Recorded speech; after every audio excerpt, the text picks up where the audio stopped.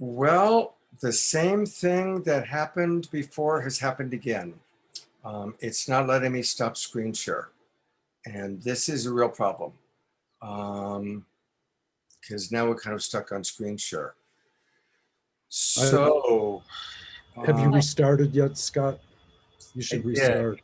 Yeah, I'm going to have to restart again. And hopefully this has never happened before, but it's happened twice in the last 10 minutes.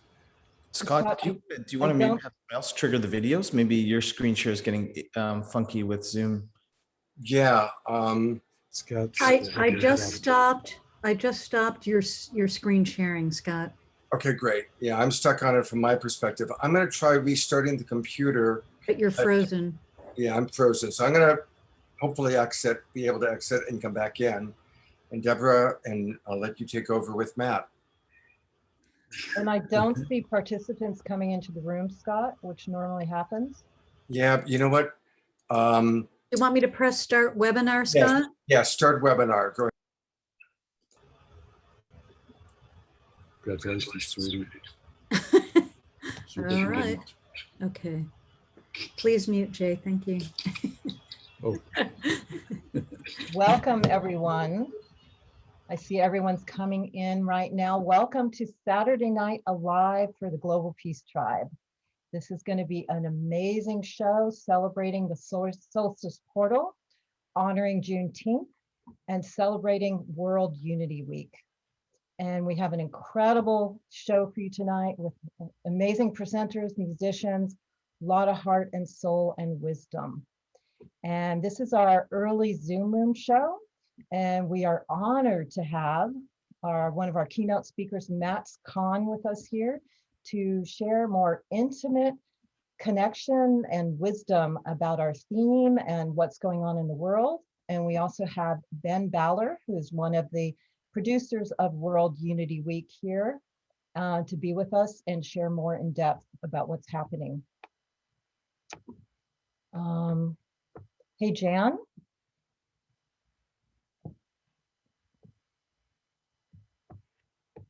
I think, okay, welcome, Matt.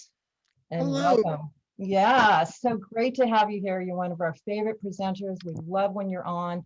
And this is such a theme I know that rings true to your mission and your heart. Yes. And in light of what I'd like to ask you this question and also with Ben, in light of what we've all gone through in the last year, which has been an incredible challenge, but also incredible awakening. It's, we're going through the birth canal.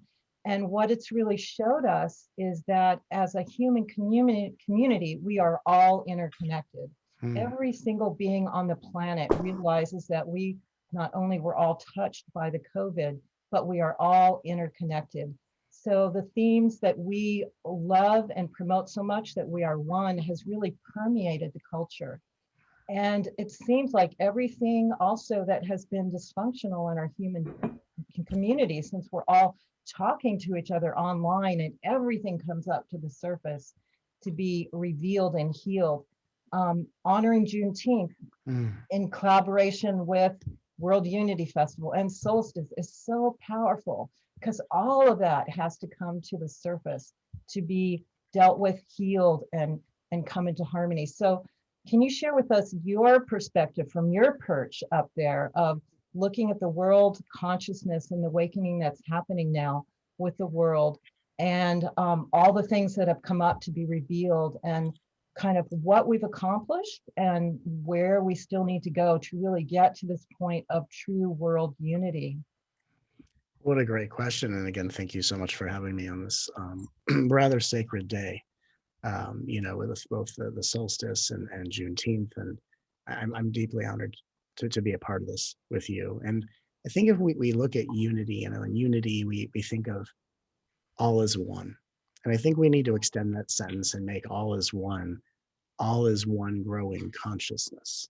And that we are all a growing consciousness experiencing that growth of consciousness as an individual. And I think that what's amazing is that when we look at the world and what's happening, we can look at a spectrum, and it's a spectrum of, there are many of us who are aware that we are growing consciousness, which means we are conscious of the fact that we came to this planet to grow, expand, and evolve. And there are people in this world who are coming into that realization that we came to this planet to grow and evolve, that we are a growing consciousness. And of course, when we are a growing consciousness, what helps us to grow is bringing things that have been unseen into greater consciousness.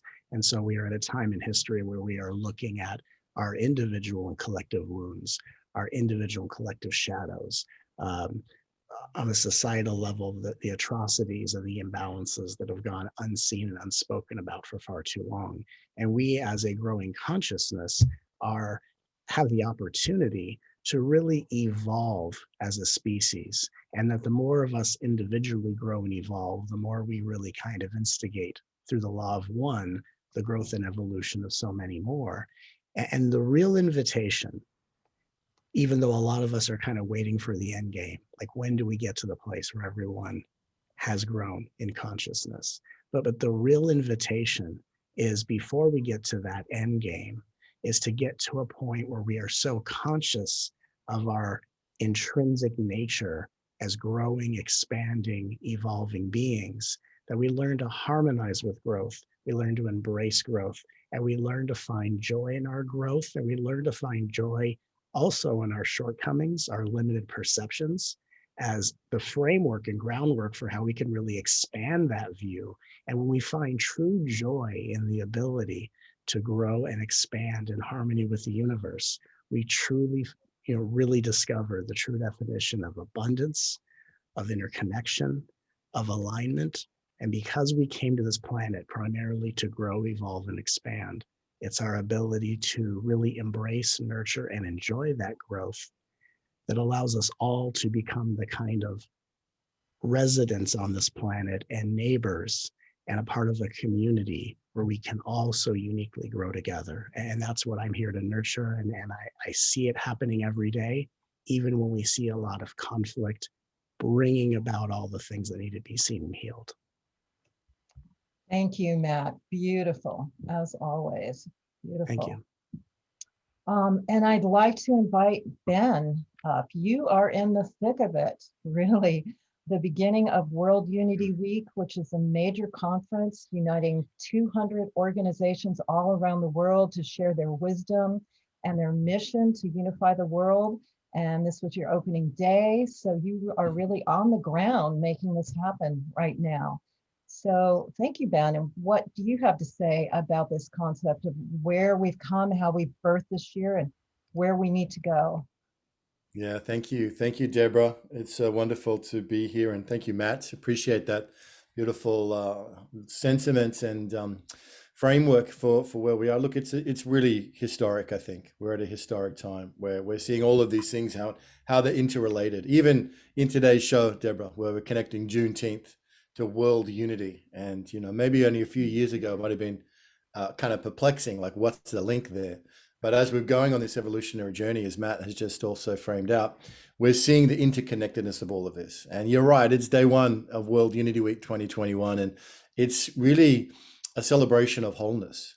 And we see here we're celebrating the solstice, the indigenous solstice, the Juneteenth commemoration in the United States, which has been made a national holiday. It's the International Day of Yoga in a couple of days. It's all of these things are kind of coming together. It's World Refugee Day tomorrow, on the 20th of June. So many of these different elements and aspects coming together in this interconnected whole, and feels like that's part of the evolution that Matt's talking about. And we have got such an extraordinary lineup here today with Dr. Marty K. Casey from Ungun and Chief Dwayne Perry of the Ramapo Lenape, John and Summer Rayma Joy, Sadhviji, Adil from Unify. I mean, these are just the ones I know. And I know that you've got amazing people as well on the show. But it's just another example, Deborah, of how all things connected is really showing up, and we can't treat anything in isolation. Like you just said before, COVID's reinforced the truth and the reality to us about interconnectedness. And so now it's an exciting invitation about how do we go forward consciously? How do we go forward in a connected way with wisdom, and that is focused on bringing healing and justice and progress and evolutionary joy into this journey. So that World Unity Week is all of those things. It's 500 different events across the next week, but really at a whole level, it's a place where everything is connected. It's a seed for wholeness and a womb for unity. Beautiful. Thank you, Ben. Thank you for all your work and your team. And I know you have a huge team of 100 volunteers and people helping you. It's quite a feat that you've accomplished, and it will go on all the way through.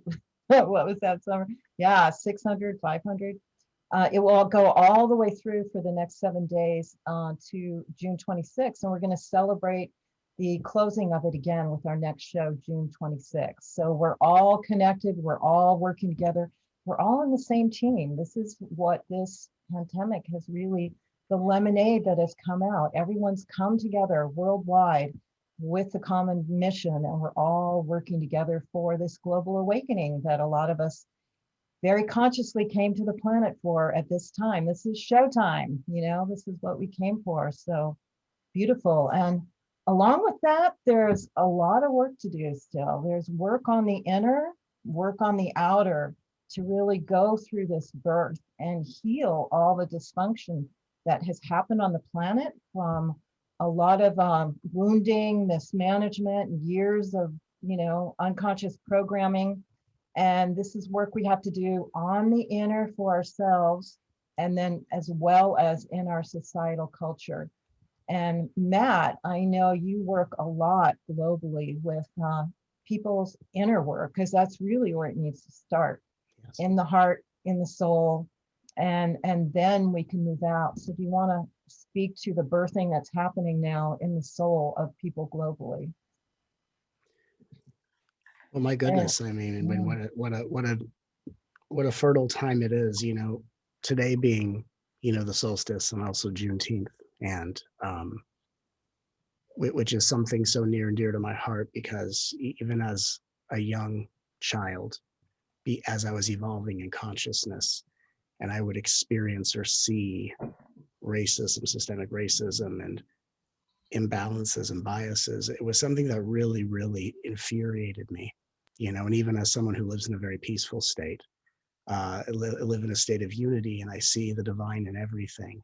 It doesn't take away from the fact that I see on this planet a remarkable amount of work that needs to be done on a societal and, let's say, at a street level. And when I think of, because this is just what comes up to want to be said today, when I think of Juneteenth, and I was thinking about this earlier this morning, a very specific word and a very interesting concept comes to mind, and it's the word reparation.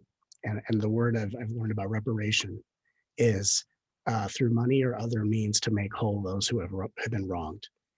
And it is my living path that is spirit to be put in a body of a white male, to be a course corrective experience for anyone who comes into my presence. And what I think is amazing about the word reparations, a lot of people think about it, about donating money, and then people get into the thought of, do I or don't I have that to spare?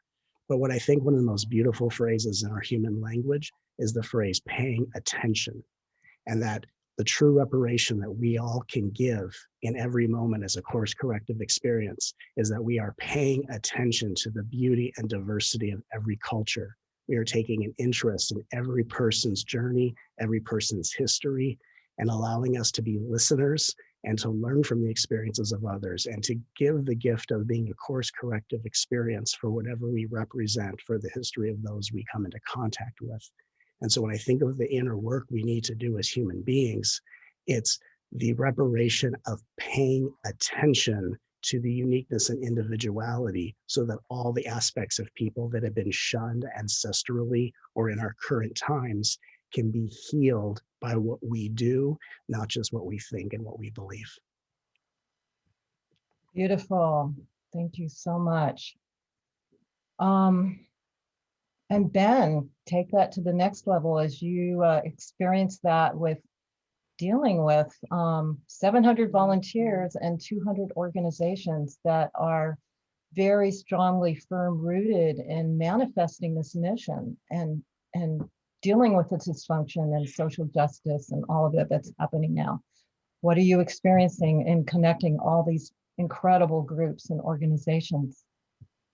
It's thank you so much, and I loved what Matt was sharing there, Deborah, and it's very much our experience as well. It's in this space or a straddle between optimism and hope and even faith, and then the realization that there's so much to do. And so it's in between those two spaces of realizing, in fact, our theme this year for World Unity Week, it's only the second year of World Unity Week. It emerged last year during the global shutdown. And the theme of 2020 was answering the call, which was kind of a mystical beginning to this collective hero's journey. And then this year, the theme really clearly, and it was going to what Matt was just saying, is let's do something. And let's do something is really about shoulder to shoulder, stepping into to do this together, honoring people who are already in the trenches and have been for years and decades, and at the same time calling us all to more action.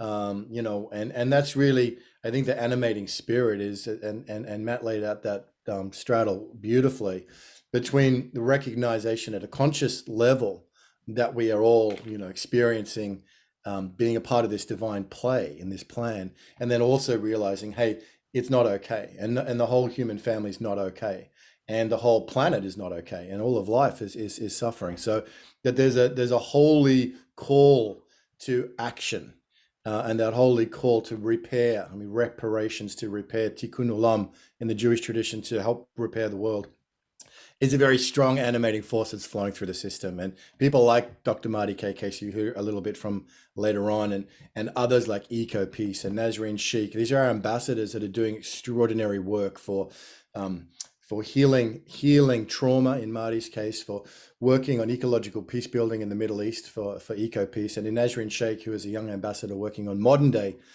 human trafficking and slavery. So these are the aspects, Deborah, of how do we hold both in our hearts and in our hands, between being conscious of the divinity in everything, and then also having that fierce devotion to making things right. And it's a little bit the dynamic between the mystical dimension of our spiritual heritages and the prophetic.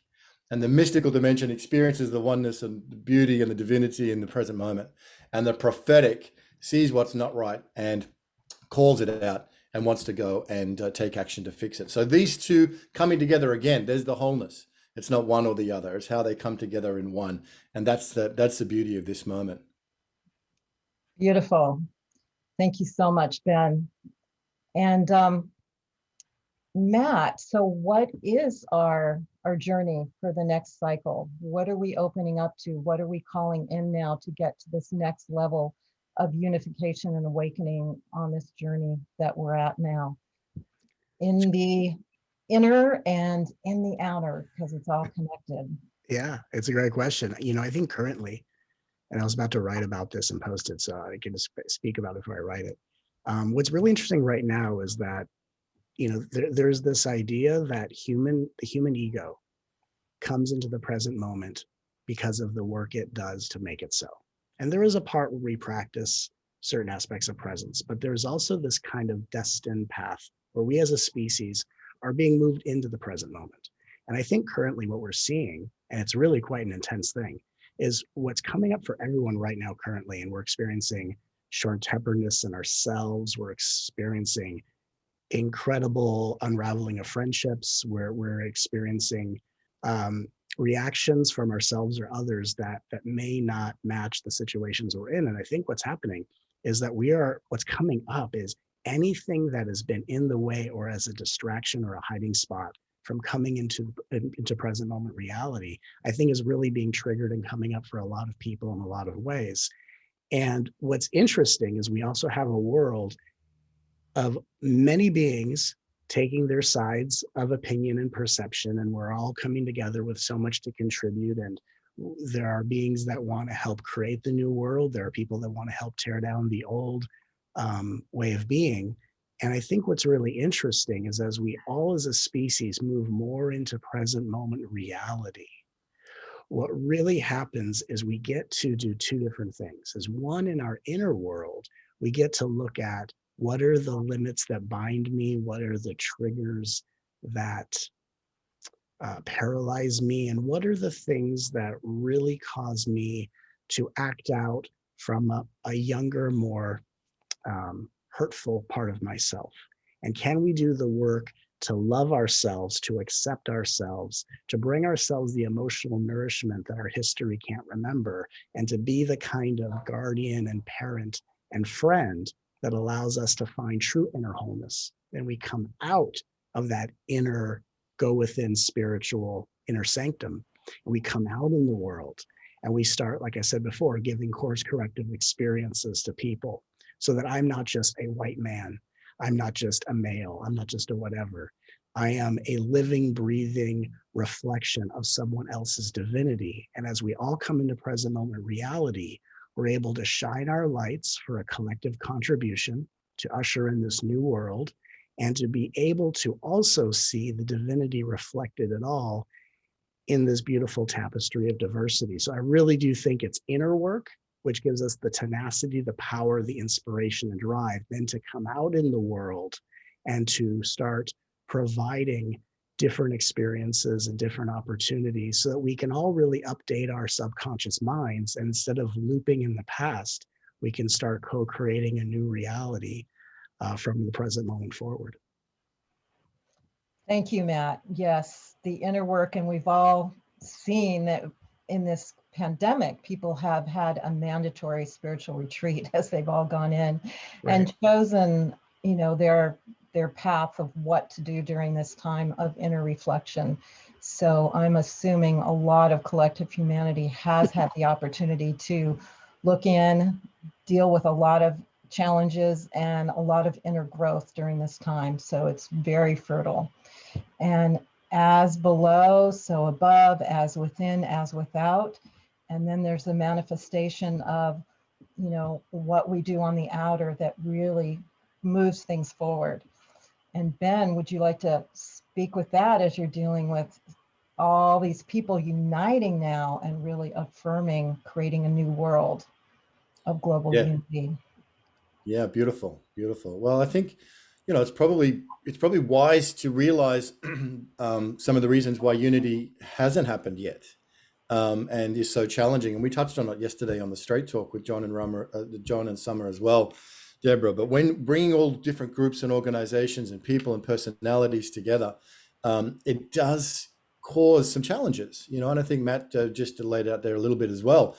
It brings up our own personal stuff when we're in the field with so many other creators and intentions, particularly when you're connecting all these different spaces that are connected and yet they're unique at the same time.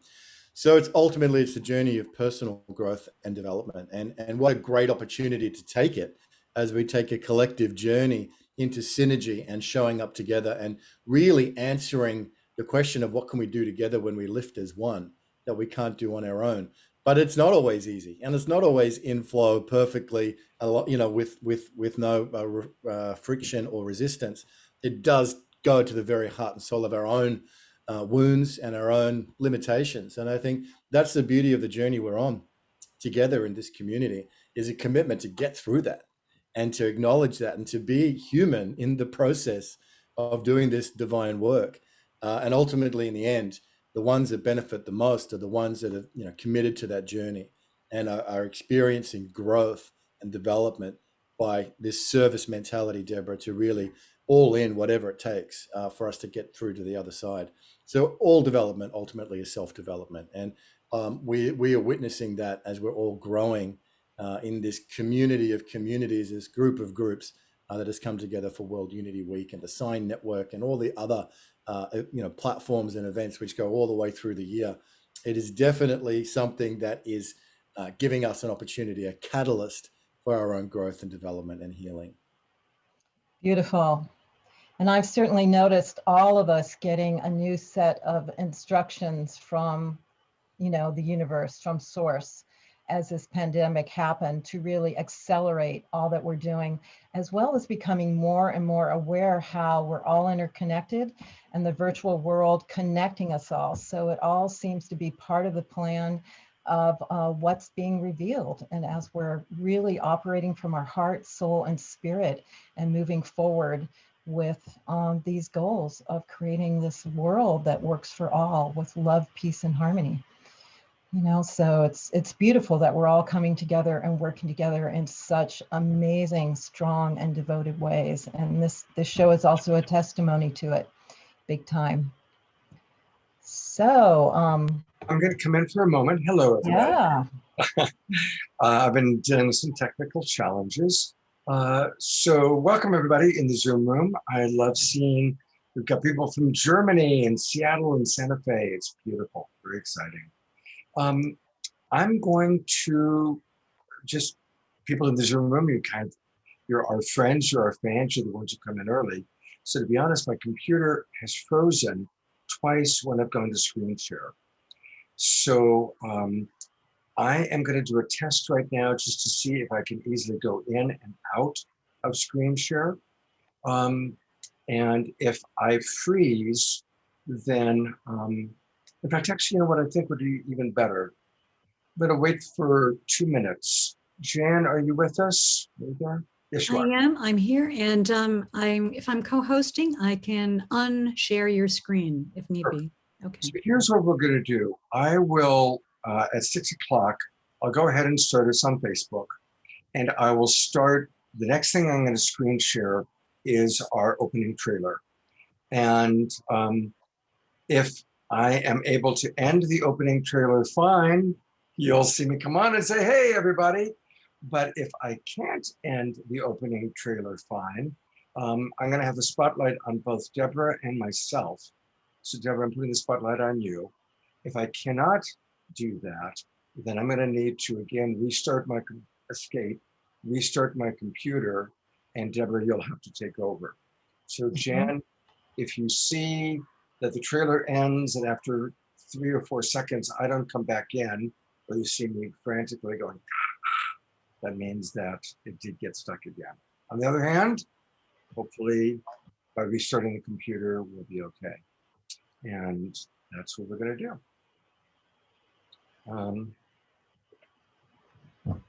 The adventures in Zoom land. Life on planet Earth. We all deal with it.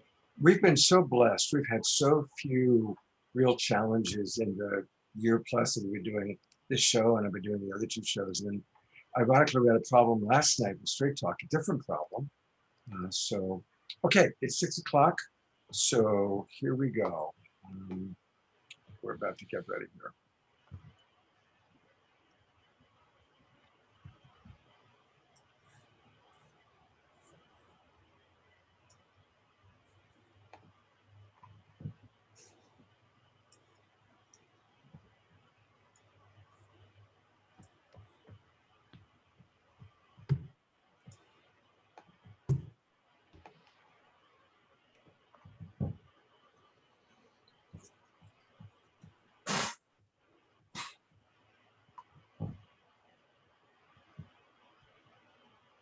Optimize.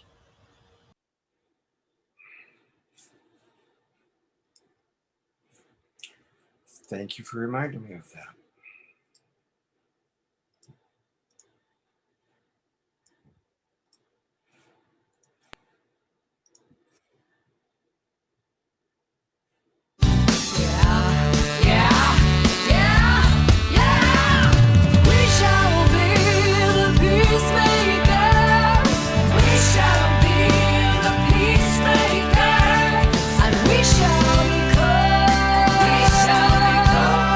Children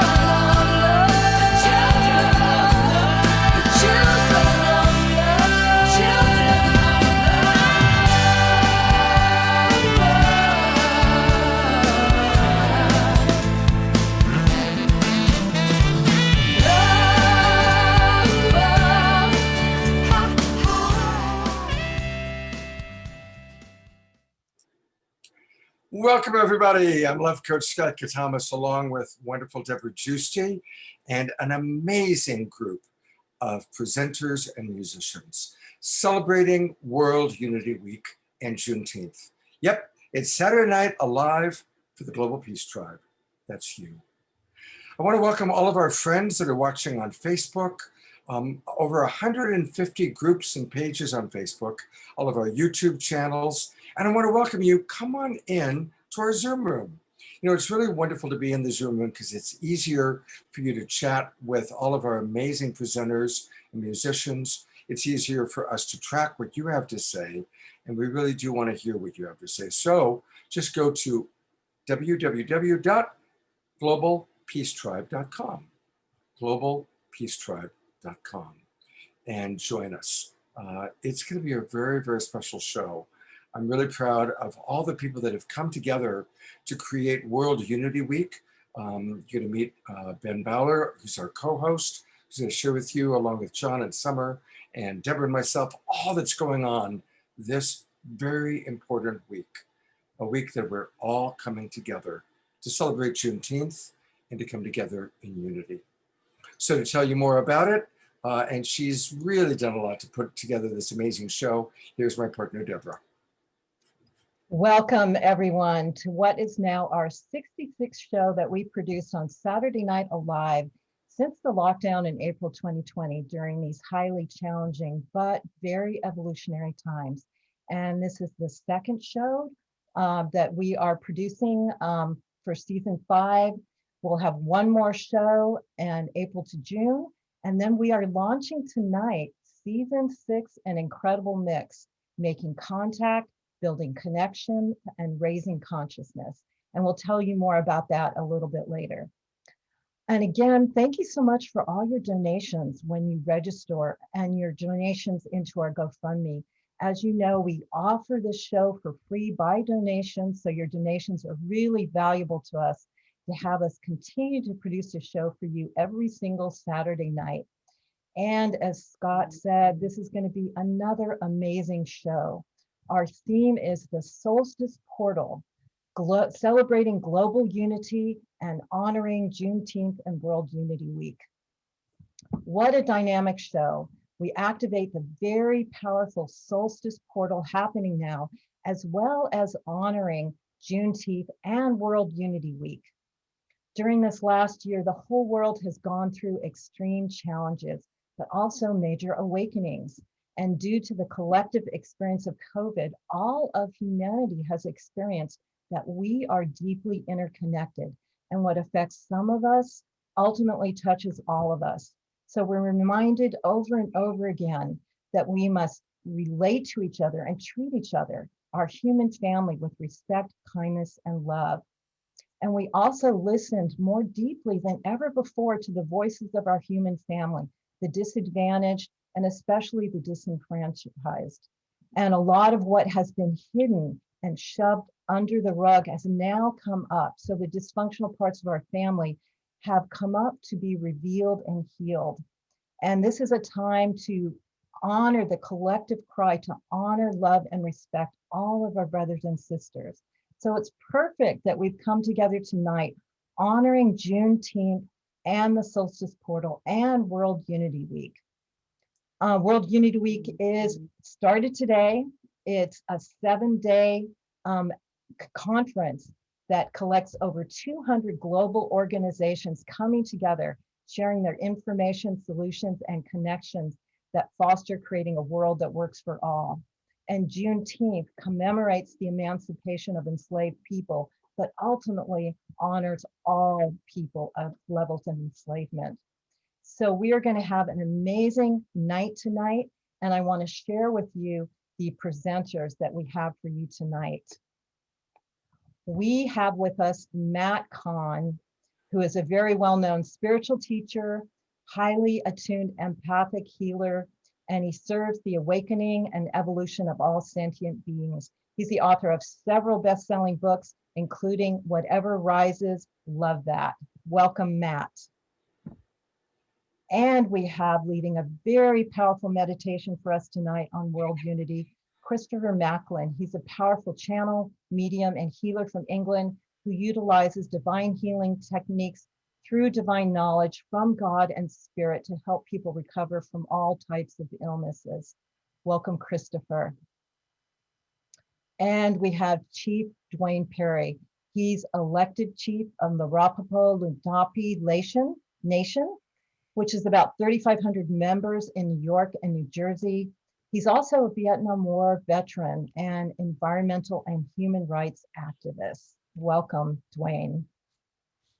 And we're happy to have Sadhvi Bhagavati Saraswati. She's a renowned spiritual leader in India. She's also the president of Divine Shakti Foundation, which is a charitable organization bringing education and empowerment to women and children.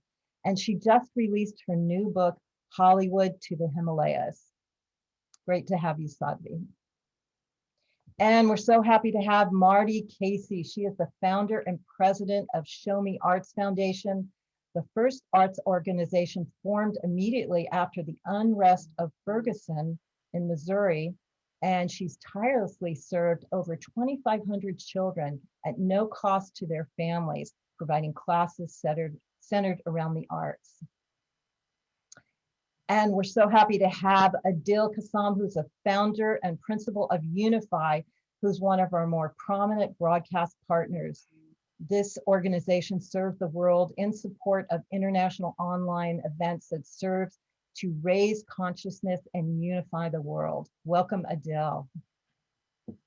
And we have the founders of the World Unity Week that's happening, the organization. We have John and Summer Raymer.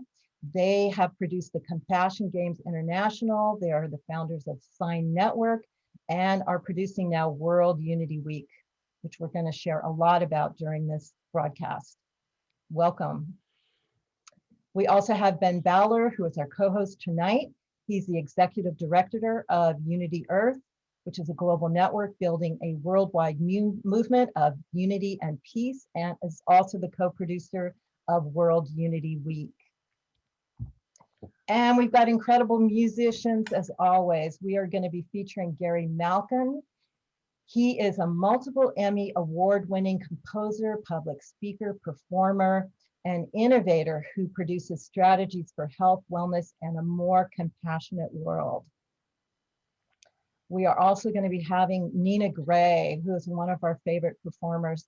She's a California-born raised singer-songwriter, and her music is always a force for spreading good in the world. We also have Pato Bantan, who is a well-known musician for over 40 years, and his music is designed to transform and convey positive and uplifting messages of global peace and humanity. And his partner, Antoinette Rutstawa, a renowned keyboard reggae industry artist. She's the partner of Pato Bantan, and we are sponsoring her community service organization, Stand Up for Justice. And also together, they make a powerful team that performs music all around the world and works for social and racial justice.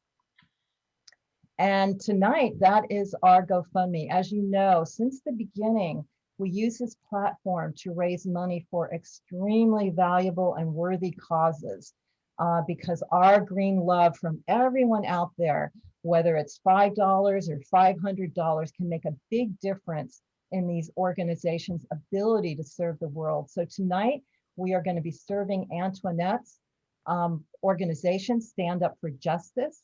This is a movement to create an anti-racist culture and dismantle the systematic racism, provide diversity, inclusion, and provide progressive educational and social programs while advocating human and civil rights. I'm going to post their link in the chat room all during this show. So please, as your heart calls, ping them some green love, and we're going to talk more about that later. And right now, I want to invite our co-host, Ben Bowler, to come on and speak a little about World Unity Week and this incredible evening and day and what is going to be happening tonight. So Ben, I'd love for you to say a few words and say hi to our viewers. Wow, wonderful, Deborah. Thank you so much. It's great to be here with you and Scott and everybody here on Saturday Night Alive for the Global Peace Tribe. And what an amazing lineup. I mean, just going through everybody you just introduced there, my goodness, what an incredible array of global leaders from so many different fields and extraordinary people that have devoted their life to this movement that is this collective rising on the planet right now. It's a real honor to be here. It is the beginning of World Unity Week. We have hundreds of organizations that have come together across these next 8 days, including Solstice celebrations. You're going to meet Chief Dwayne Perry in a few moments. Obviously, today being June 19th, and we're acknowledging and honoring that. Dr. Marty K. Casey is going to speak to that. And the whole week of events, which is really a continuation of this spirit, Deborah, that we have here tonight, that we're celebrating on the first day here, bringing all these different groups together. What I will say just quickly as we start tonight is that World Unity Week wasn't convened by the United Nations or any institution or a country, nation states, or any corporation. It really is we, the people, that have come together and declared and are manifesting World Unity Week. And that's the spirit of this rising wind that we're feeling and we're catching together. And this rising wind is coming together and saying, what can we do in a connected whole when we all come together with all of our passion areas and all of our genius and all of our commitments and resources? What can we do? And we're answering that question. And it is mind-blowing and heart-opening to see and to witness exactly, reclaiming our agency and our power here on the planet. And so excited to be here with you tonight in Saturday Night Alive. Thank you, Deborah and Scott, for the trust and the partnership. You guys are major conveners of World Unity Week, and it's a great joy and an honor to be in the field with you here tonight. Great. Thank you, Ben. It's really fun having you as our co-host. I want to acknowledge a few other people that are a really big part of making this show happen. And I want to introduce our sponsor for tonight's show. This is Tom Palladino, and you've seen him before. This is the third show that he's sponsored. And of course, he is the creator of Scalar Lightwave, which is an amazing opportunity for us to experience quantum healing. So Tom, great to have you with us again. Thank you so much for being with us. And I also want to acknowledge our executive producer, Jay Mayer. Jay makes many, many wonderful things happen, including a lot of the videos that you see.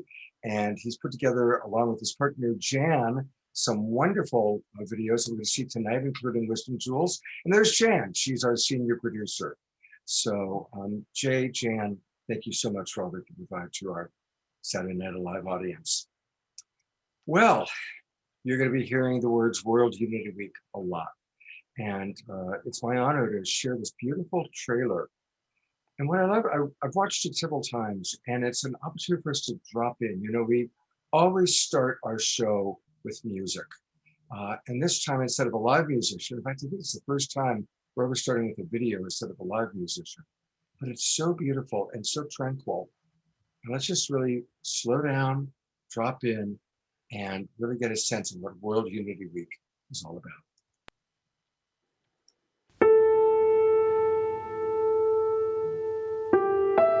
You are invited to experience unity.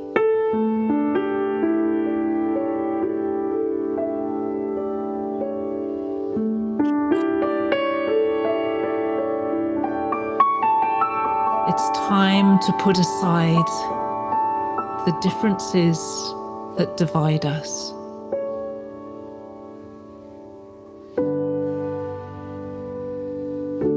And embrace the beauty of each one of us being different, being unique, being ourselves.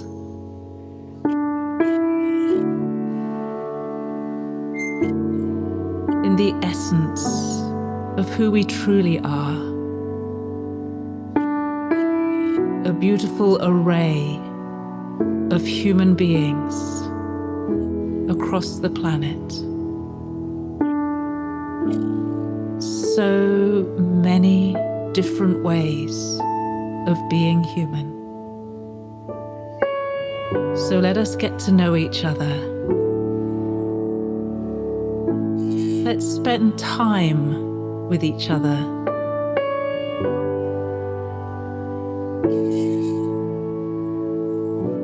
Let's learn from each other. And let's open our hearts to each other. And let's find the unity that exists right in the middle of the richness of our diversity.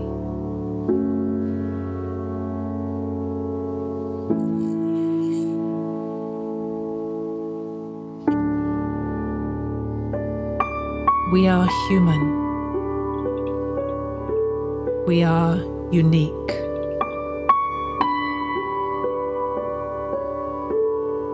We are one.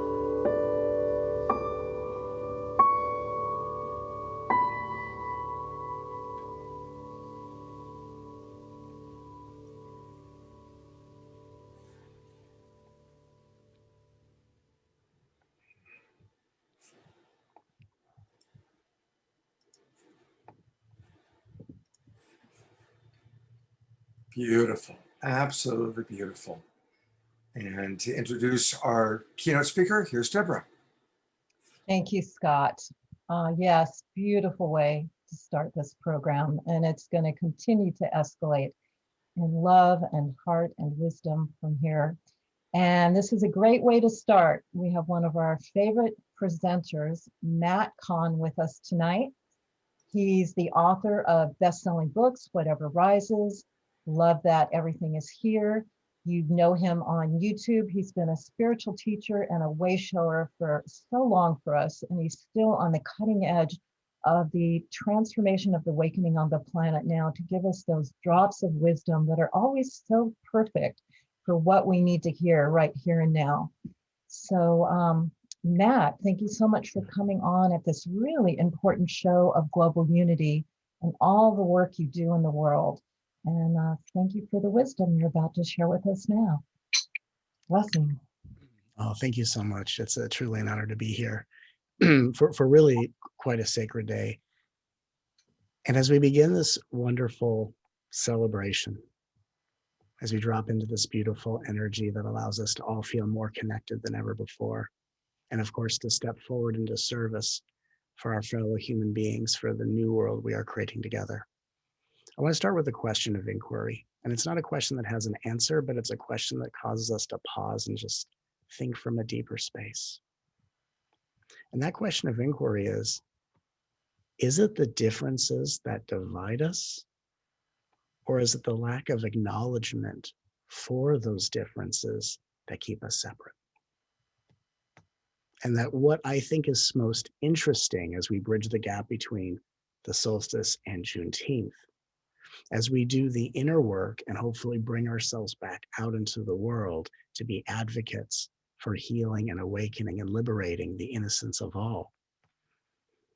What's most interesting about unity being an awakening of consciousness I had from a very early age and throughout my entire life, and what I work so tirelessly to help awaken in all sentient beings, is that when we think of liberation, we often think of liberation as being liberated from what? But the plight of self-preservation, the notion that we go from surviving and struggling to thriving.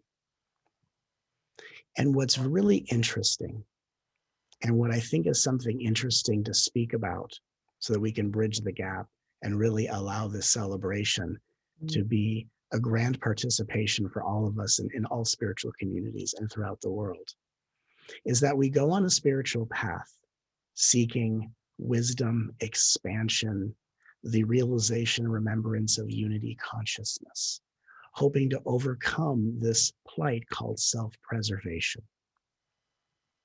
And there's something that happens often. I may like to talk about it like a dirty little secret on the spiritual path. So let's talk about it. What's the dirty little secret?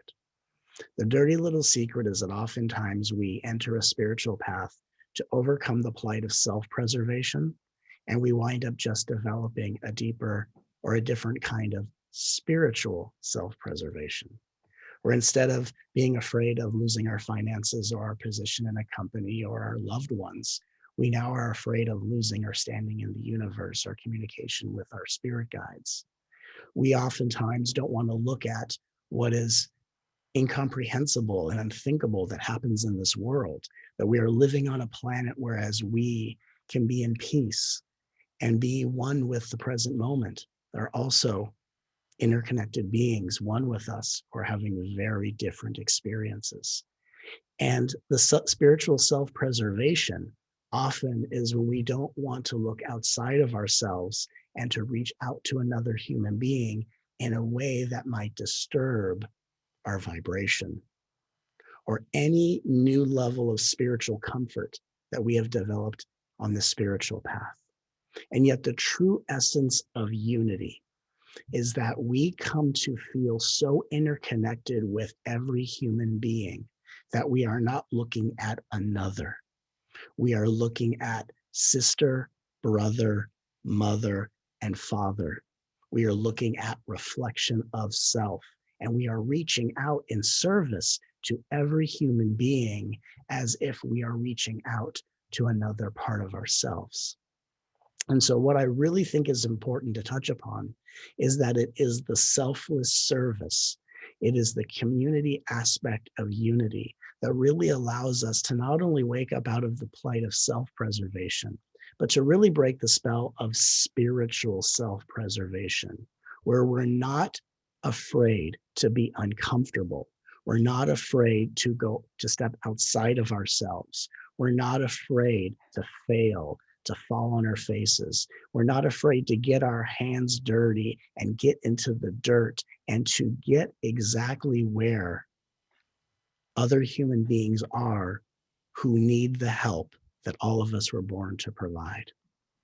And so may what I am offering right now, if there is any part of us that gets too locked in and occupied in spiritual self-preservation, where we're too lost in, well, what am I manifesting for myself? Where is my vibration? Am I really on course with ascension?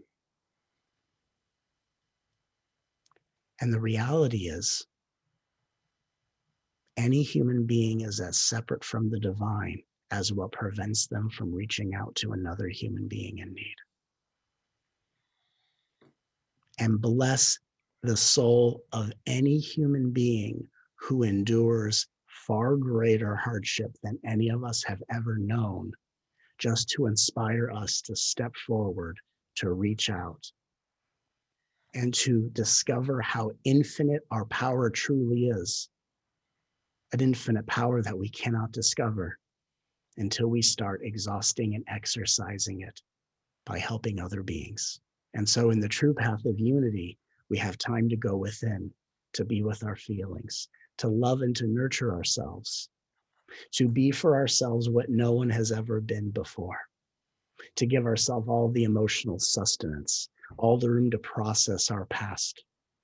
And then we come back out of that inner sanctum, and we live a life of service where any human being that comes into our presence is someone we are here to affirm, to accept, to bless, and to help in whatever way we can serve them. And so let's just take a moment and feel that. Feel how the invitation of recognizing the plight of other people's pain and suffering actually can break the spell of self-preservation. That we stop thinking about our struggles and our strife when we see others who are suffering far greater. And to know that as a mechanism of helping to cultivate the greatest power within you can be done by your ability to serve anyone that comes into contact with you as an extension of yourself, as a member of your cosmic family. Instead of the conversation of, is this person lowering my vibration? Do I agree with them? Do I disagree with them? We are living on a planet that is going through an ascension. This is all very good news. And at the same time, we can be rooted in unity consciousness, one with the light of infinite love, and still seeing that people are hurting far too deeply to be in such a self-preserving capacity. The only way we're going to overcome fear and fully step into love is to break the spell of being afraid to reach outside of yourself with loving kindness towards another human being. And the only way to overcome that fear is to try. And sometimes it will go well, and sometimes you will fail epically. And that's the beauty of life. And this, beautiful Solstice and Juneteenth day reminds me of one of my greatest heroes on the planet, a man that inspires me every single day. And his name is Dr. Martin Luther King. Dr. Martin Luther King Jr., actually. And this man obviously spoke in churches over his lifetime. And just as I wrap this up, I want to give you an analogy that wraps everything together, because it's something that came to me in the middle of the night last night when I asked for a direction for this talk. Because I think of our bodies as a church, a house of worship. And so what came to me last night was a quote that Spirit said to me. It said, "A church too delicately preserved is a house of worship rarely used." And let us not be in a space of self-preservation to have churches and houses of worship that are barely used. Let these bodies and minds and energy fields be exhausted, like a church whose walls are flimsy from the reverberating echo of choirs praising the name of God at full capacity and full volume. Let us use our house of worship. Let us use the church of our physical body to give to others. And when we think we have nothing left for ourselves, we take time to nourish ourselves and back into action. For the name of oneness and the greater good of all, we go. And so I say to you again, a church too delicately preserved is a house of worship rarely used. And we are done being these delicately preserved houses of worship, trying to make sure nothing affects our vibration. We are spiritual warriors. We are evolving avatars of light. And now is the time that we step forward and we overcome fear and our ego's self-preservation by being more concerned with the other people, the extensions of ourselves we are serving. And God bless those who suffer far worse than us to bring us out of ourselves and into our power. That is the love revolution. That is real unity consciousness, and this planet is ready for it. It is what I stand for. It is what I invite out of all of us, and it is what I ask us to celebrate. Practical, real world, spiritual embodiment. Love in action. I love you. Matt, that's so beautiful. And while we're still ruminating, Thank you. Matt Khan's soup. Matt Khan soup. Is that a consomme? What's that? I'd like to invite all of our people in the Zoom room and those watching on Facebook to write into the chat box how you feel inspired to be of service, how you feel inspired to use your body temple, your church. Because as Matt's saying, it is all about really taking action, being of service. And so I want to invite everybody to put into the chat box a way that you're going to be of service, whether it's to another individual, to a community, to an organization. And I think that'll all inspire us. And Matt, that's a beautiful, beautiful message. My mentor was Marshall Rosenberg, and he said, my favorite quote was, "The greatest joy in life is to contribute to the well-being of another." And when we've learned that joy, We're Yes. blessed. We're blessed.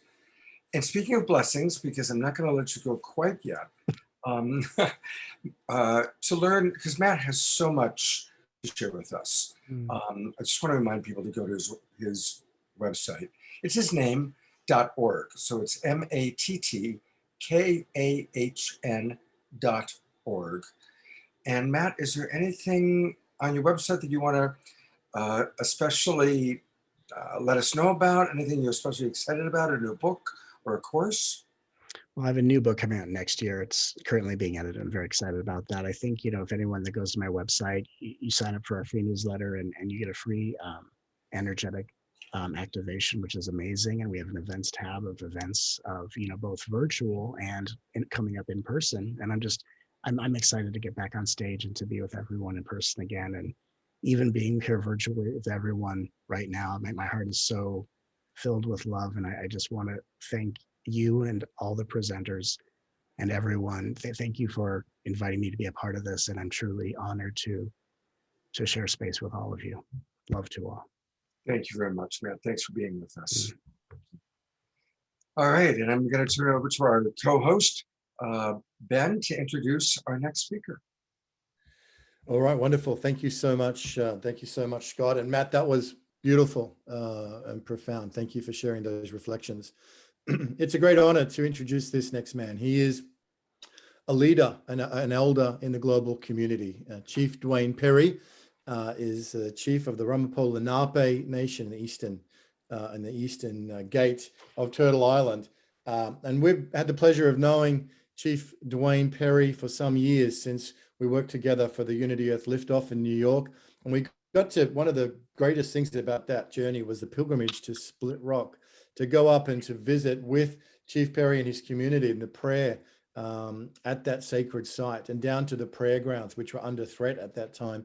And since then, there's been a legal victory. So Chief Dwayne Perry is convening these solstice events tomorrow morning, including a dawn service and a historic signing treaty with the Mohawk, between the Ramapo and the Mohawk. And then not only that, but later in the day, opening an Indigenous museum, the Ramapo Munsi Museum, which will be opening tomorrow. It's a big day. So we're very, very grateful for you, Chief Dwayne Perry, being up late at night. You are a great inspiration to all of us. You are a leader, and you are a wonderful example of the servant love that Matt was just talking about. It's a tremendous honor to have you with us on Saturday Night Alive. Thank you, Ben. I'd like to also thank Matt. As he said, the greatest love sometimes comes out of diversity. So forgive me why I begin with a little diversity. I'd like everyone to know I am absolutely astonished by everyone's gifts of love and understanding. Nagiki ai benmi boku makwa netelamapo wawashishio dui de miwa. Chief Perry of the Ramapo Lenape, the Muncie people who live in the New York, New Jersey area. We are the Ramapo, the Sweetwater clan of the Lenape. The Muncie people are one of the very few tribes in the United States who still reside alive and in place in our original homeland here in New York and New Jersey. The American Revolution would not have been possible without the help of the Ramapo people as it applied to the New England colonies. We had allowed the then rebels led by George Washington to use our redoubt, the Ramapo Pass, which eliminated any strategic importance or advantage by the British, as the only way to reinforce their own troops in New England was either off the Atlantic or march down through Canada or around the Pennsylvania mountains. So the Ramapo Pass was a key part to the victory of the Patriots in the early parts of the American Revolution for the New England colonies. Anyway, the first 900 cannonballs fired in the American and in the Civil Revolutionary War were made from Ramapo Lenape iron deposits. The chain across the Hudson was made from Ramapo Lenape iron deposits. The Capitol Dome, and indeed the Lady of Freedom atop the Capitol Dome, were made from Ramapo Lenape iron deposits. Our thanks for ensuring the early success of the American Revolution in its very early days was to be made the very first people enslaved in North America. So we appreciate Juneteenth very much. And to have the very same iron mines from which the cannonballs and the chain across the Hudson, the Capitol Dome, and the Lady of Freedom were produced. Those very mines, unlike the mines in other countries that were held in awe as sort of a national asset, in our country, we filled them up with deadly toxins, and they're still killing people at this moment. So today, the Ramapo have still suffer from the rancor and greed and perhaps the collective obliviousness of those who have been extremely needy, those who see no wrong in driving the indigenous from their ancestral land so they can continue to live in a convoluted delirium of self-imposed stature. However, today, as the blessing of survival has groomed the Ramapo in Legress, we offer peace and love and a warm welcome to all of our relatives upon this eternal island and to all of our planetary elders from which we are seeds. The Sweetwater clan, better known as the Ramapo, asks that each and every one of you may be blessed with the understanding we are one. We are all children of the earth. We are all of the planetary elders. Let us now move forward in a good way. Let us now remember the ways of those who had come before. The Ramapo invite each and every one of you to our solstice ceremony being held at the portal on Juneteenth at the Tahiti Way. It's to be noted that the Tahiti Way has just recently been returned. It's a portal on top of our mountain. It has just recently been returned to the Ramapo people. Not just the portal part, but the entire mountain, little small mountain here in New York. So in addition to that, I think it's extremely important because one of the things that I found astonishing about the portal, and it's connected to many, many other portals in the world, including the Black Hills and San Francisco Peak, is the very first thing that these so-called settlers or pioneers did when they got here. They closed the portal. Our relatives were far beyond the thoughts of making a country. They made a great country. But think what I'm saying, spiritually, their first act was to take the spirituality from the center of the people and close it and crush it. And I'm overjoyed and just feeling blessed to be able to share with all of you that is now going to be reopened. And we're going to share certainly the solstice ceremony, and we're looking forward into spring to bringing back a number of people that understand what portals are. Unlike me, portals to me is closer to Harry Potter. We're talking love and power and understanding, and we want to invite everyone here in the entire world to join us. So it's just a wonderful thing. And this is going to, our initial ceremony is going to be held tomorrow at the Tahiti Way, on the Tahiti Way.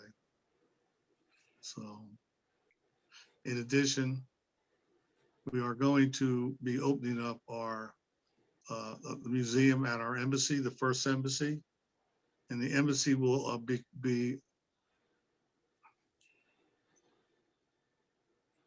through the, I'm just losing myself here.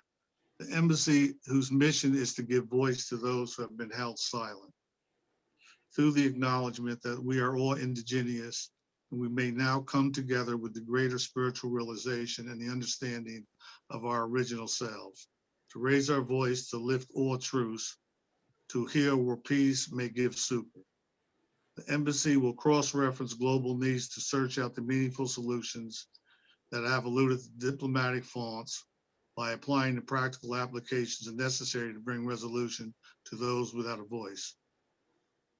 And the essence of the first embassy is to go beyond diplomacy to the celebrity of truth, celebration of truth. A truth which starts with the understanding we are all indigenous, we are all children of the earth. A truth which has come before a knowledge of place, a truth that has come before an understanding of one's religious path. We are of the waters that carried the first two-legged as it runs through each woman today. The same water which carries us, which carried the first indigenous. This truth is manifested in each life. Today, let each and every challenge become a unifying embrace of kindness in which peace will prevail. It is asked, how amongst these powerful sites and the pollinization of thought, how will the First Embassy accomplish their mandate? It's quite simple. We will coalesce in the deeper understanding of the planetary elders and provide as it was given to us in need. If it's a legal question, it will simply be handled by the gift of those of us which will nullify that challenge. If it's a diversion of syntax and demagoguery that damages, it will be those of us such as Unity Earth and Saturday Night Live, which will reset the good of the global truth. The First Embassy will not deal in the subliminal beliefs of untouchable causes, but in the renewal of life through the honoring of truth and the radiance it will bring to the halls of power. We, the First Embassy, invite everyone to celebrate our opening this Sunday, starting with the Solstice ceremony at sunrise, followed at 10 o'clock with a very historic renewal of alliances with the Mohawk Nation, one that we separated for in the beginning of the revolution to support those seeking freedom. So it's been nearly 270 something years that we've been separated. We are going to join tomorrow at 10 a.m. and rejoin our alliance and our brotherhood and our understanding of a greater spirit. Then at 1 o'clock, again, we're going to come back together, museum in Stony Point, and celebrate and begin by celebrating the life of the Ramapo people seen through the lens of photographs of Becky Yee and produced in our founding sponsor, Linda Bjork. I might want to say that the embassy, the museum is going to be highlighting globally marginalized tribal people globally. That could be the Maasai in the Congo that most people don't know. They have been driven into isolation and starvation in the Congo. The Maasai everybody loves to see. Beautiful tall brothers with the beadwork. They're losing the talent to do beadwork. You know, the Hawaiians, there's tribal people in Hawaii that have absolutely lost their land. They're living on the beach. It's their country. There's people in Japan. There's people in the Himalayas. There's people globally. And what the embassy is going to do and intends to do through art is to illustrate their existence, their needs, and their viability. So please join us where you may and let each of us reach far beyond our own acquiescence of self, and far beyond our chosen paths of religion to embrace each other in the true spirit with the given knowledge we are all much more. We are far much more than it's been given. For surely as I send each and every one of you blessings, we are all indigenous and we are all rising. So let me just thank you, Anishi.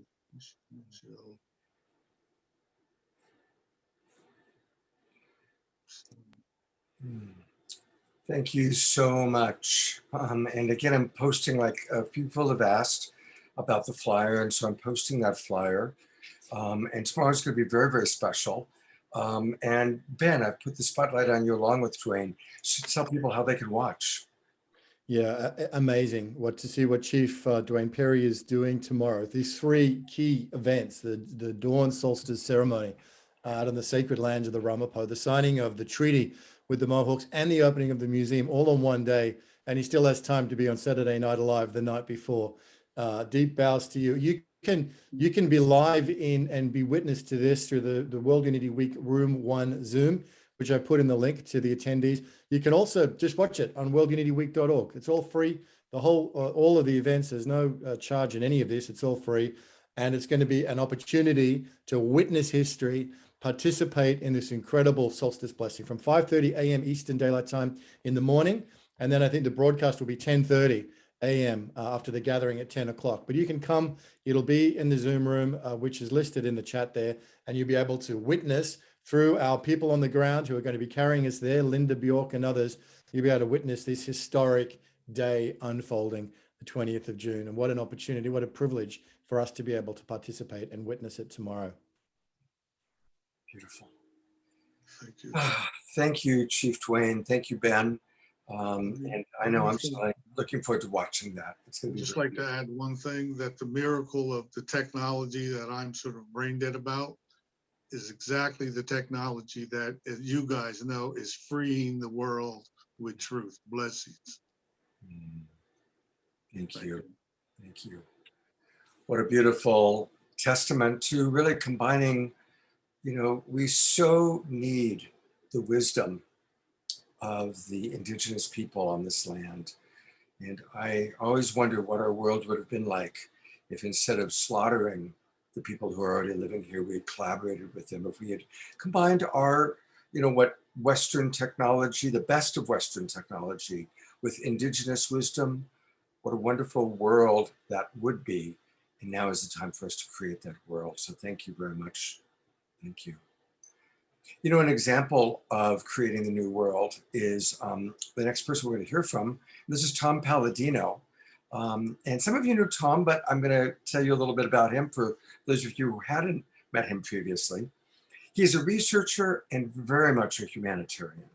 He is dedicated to making a difference in the world by providing people with the education and the tools to restore optimal health and therefore really enhancing our quality of life. Tom began research with scalar energy during his undergraduate years after developing a deep admiration for the father of it all, Nikola Tesla. He was able to study the work of a man, Hieronymus, who continued research on scalar energy. And those major contributions included unbinding the RNA and DNA bonds of microbes plaguing the agricultural industry, basically rendering them harmless. The existence of this energy is fascinating to Tom.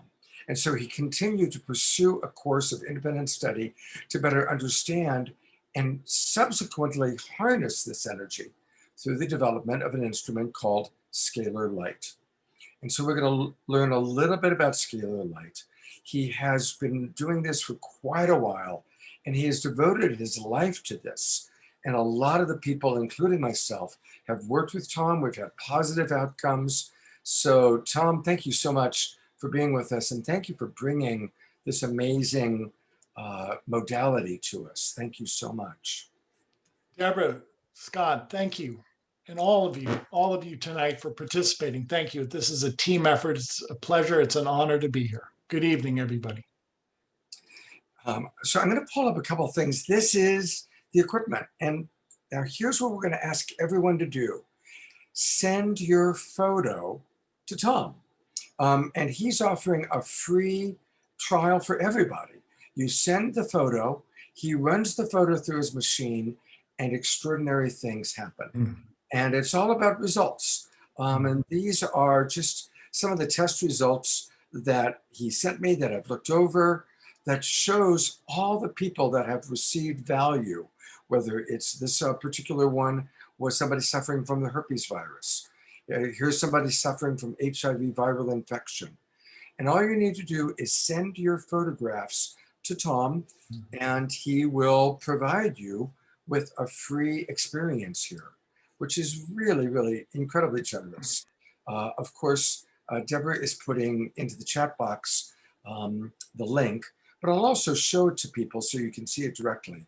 You're going to want to go to scalarlight.com. And if you use the link that Deborah's using, that directly connects it to Saturday Night Alive, which is great. Just give your name, your email, your phone, let the world know you're not a robot, and send a photograph of yourself. And also you can actually, they can send photos of family members as well. Is that correct, Tom? That's correct. That's right. And anything you want to add about how you do this, or anything you'd like for people to know or to understand? Sure, I think it's apropos. This is World Unity Week, and this is what I envision. I am working with what we call life force energy, or what the scientific world calls scalar energy. That's Om, that's Chi or Prana. So we're working with this life force energy, and this energy is going to unite mankind. That's what this is all about, bringing mankind together. I'm a humanitarian. That's what I'm trying to do with this technology, is to stop the fighting, is to unite mankind. And I think one of the common denominators would be this type of global healing ministry. Now, as Scott mentioned, I work with people remotely by way of a photograph. What do I mean? You email us a photograph, and I actually take your photograph and I place it inside the instrument. So this is what is known as quantum healing, or some people might call this the healing of the Akashic record, or quantum entanglement. And this is a process that I've developed with these scientific instruments. And we are offering everybody in attendance tonight 30 days of free sessions. Sign up, send in your photograph, and we will work with you for those 30 days, and we will explain the process to you. And I think that the key point that I'm trying to inculcate is this type of technology used for the betterment of mankind, we will unite the world.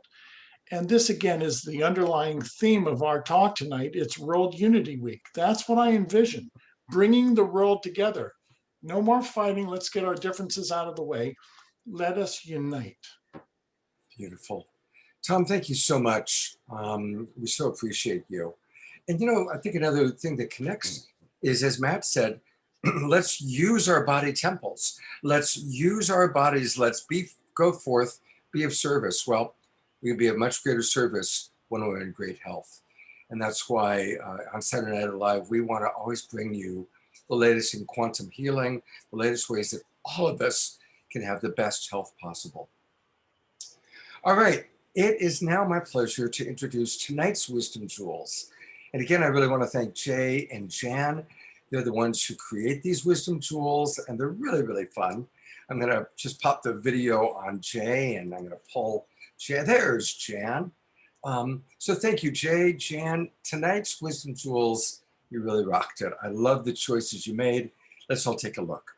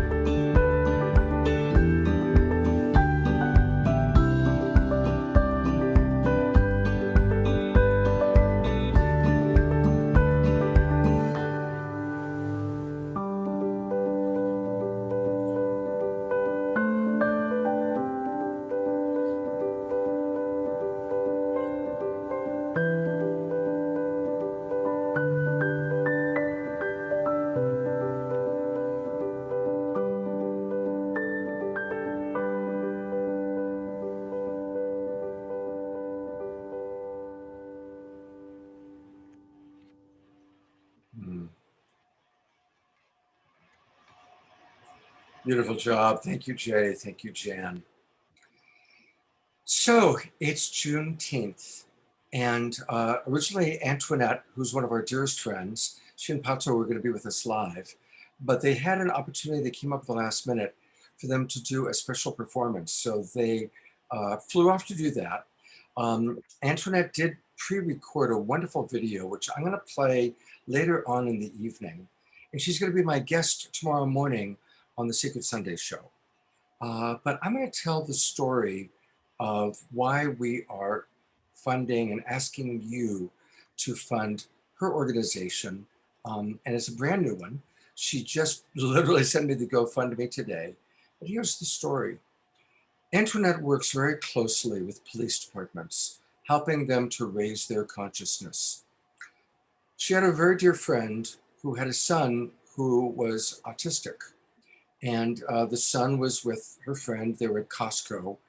And the son got upset about something. And being autistic, he began to put on a scene.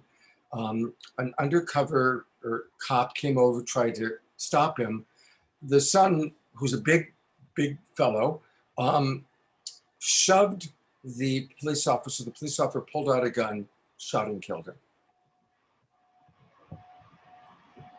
Can you imagine the horror of this mother watching her son murdered in such a way?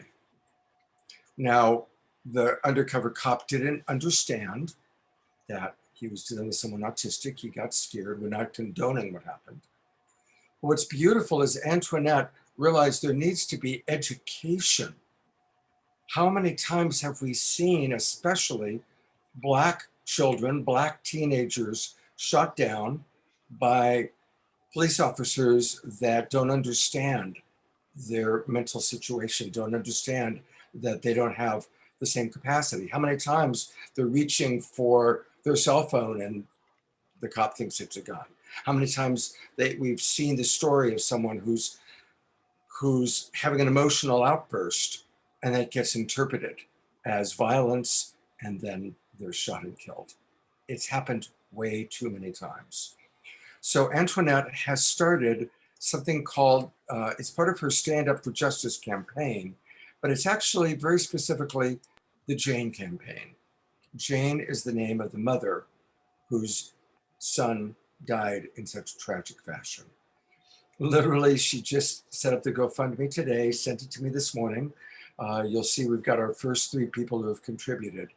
And I really want to ask everyone, please, even if it's only $5, $10, whatever you donate, it helps. This is an important campaign. And here at Saturday Night Live, we're really proud. We've raised well over $75,000. And if you include some of the money that I was raising over the past 2 years since the pandemic, we've raised about $150,000 for the various causes that we work with. So your donations really matter. They make a difference. So please go to the GoFundMe. Deborah is putting into the chat box. And please be generous in your donations. And as most of you know, one of my favorite things to do on Saturday Night Live is to read the names of the people who have donated. Now, I know many of you end up donating anonymously, and that's beautiful. But for those of you who feel so inspired to put your name in, that's also great. And I am going to play right now a really fun music video. This was recorded by Pato a while back, several months ago, but it is connected to their overall Stand Up for Justice program and campaign. And in Pato Banton classic way, it's upbeat, it's dynamic, but listen to the words because the words are very important. And while you're watching this video, please be generous with your donations. Here we go. Here's Pato and Antoinette.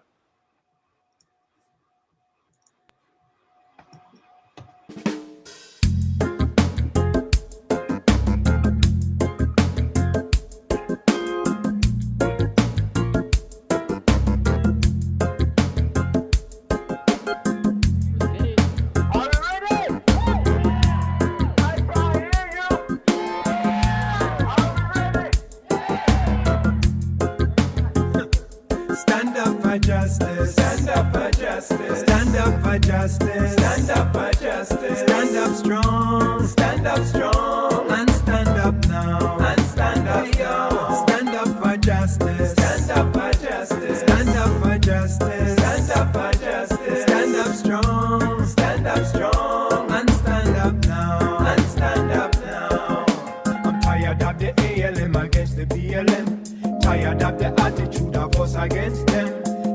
of the tensions between black and white. Tired of debating when we know wrong from right. Pro-vax, anti-vax, pro-choice, pro-life, pro-mask, anti-mask. There's so much strife. Democrat, Republican, atheist and Christian. The darkness against your light. I'm tired of the fallacy of white supremacy.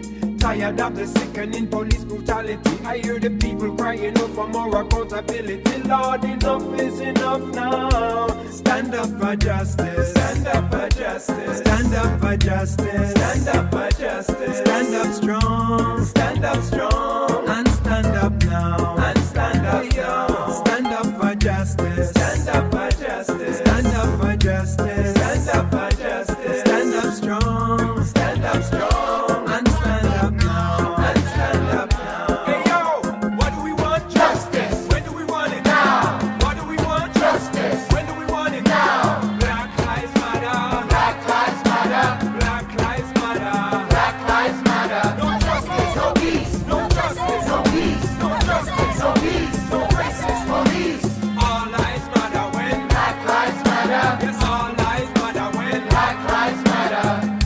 Elijah was walking to the store one night to get something for his younger brother. He had his ski mask on, probably was so hopeful for the next day. Stop, I have a right to stop you because you're being suspicious. Relax, relax, relax, relax. They dosed the 140-pound Elijah with ketamine, a powerful sedative. Elijah had a heart attack. He was rushed to the hospital and put on life support. Eventually, doctors declared him brain dead. 3 days later, he was taken off life support.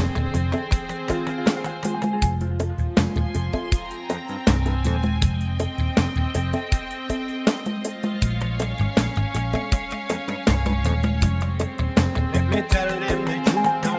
Too many killed by the police yearly. Thank God forbid your foot so we can see clearly. Black people get it worse, yes, most severely. We pray for the day we can be treated fairly. When crooked cook up, turn off the body camera, killing innocent people all across America, playing judge, jury, and executioner.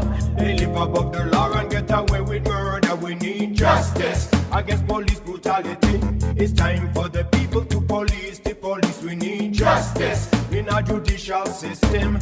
Modern day slavery in our private prisons. We need justice for those on death row who are innocent. We need to save them now. We need justice for those on death row who are innocent. We need to save them now. We need justice against the Ku Klux Klan. It's time to stop domestic terrorism. We need justice for all the children caged up in our immigration system. We need justice for all the boys and girls who are being sex trafficked all over the world. We need justice for every family who suffer in the system of inequality. We need justice, yes, for each and every one. Together we are strong, come on, and stand up for justice. Stand up for justice. Stand up for justice. Stand up for justice. Stand up strong. Stand up strong. And stand up now. And stand up now. Stand up for justice. Stand up for justice. Stand up for justice. Stand up for justice. Stand up strong. Stand up strong. And stand up now. And stand up now. Stand up for justice. Stand up for justice. Stand up for justice. Stand up for justice. Stand up strong. Stand up strong. And stand up now.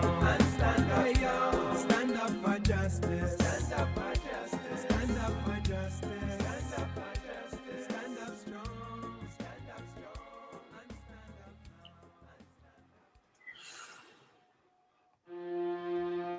now. So very powerful video and heartbreaking, absolutely heartbreaking.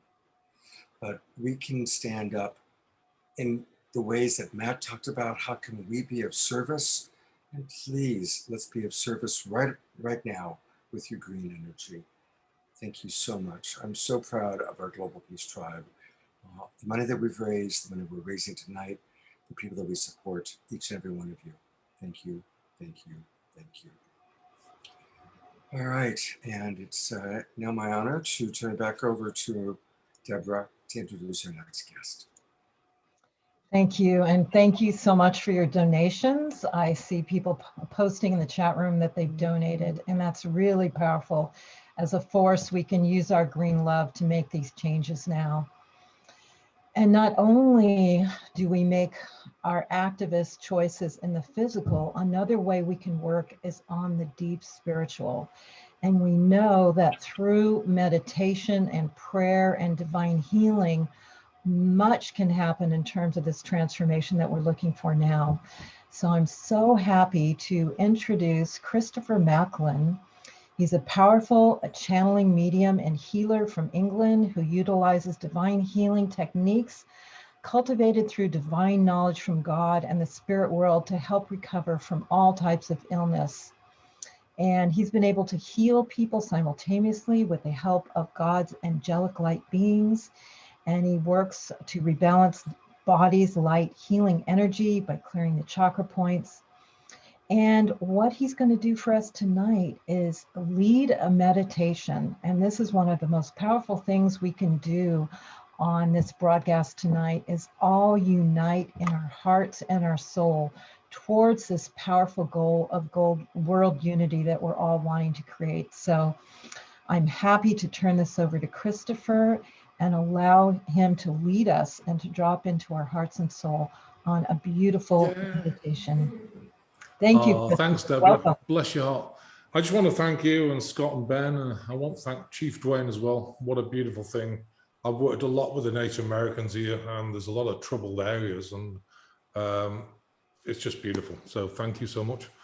And thank Matt as well. Beautiful message. So anyway, I've only got 8 minutes. So what I'm going to do is speak for 3 minutes, and then we're going to do a healing, if that's okay. So I just want to thank you all for allowing me to be part of this celebration of global unity. It's absolutely beautiful. It's really heartfelt.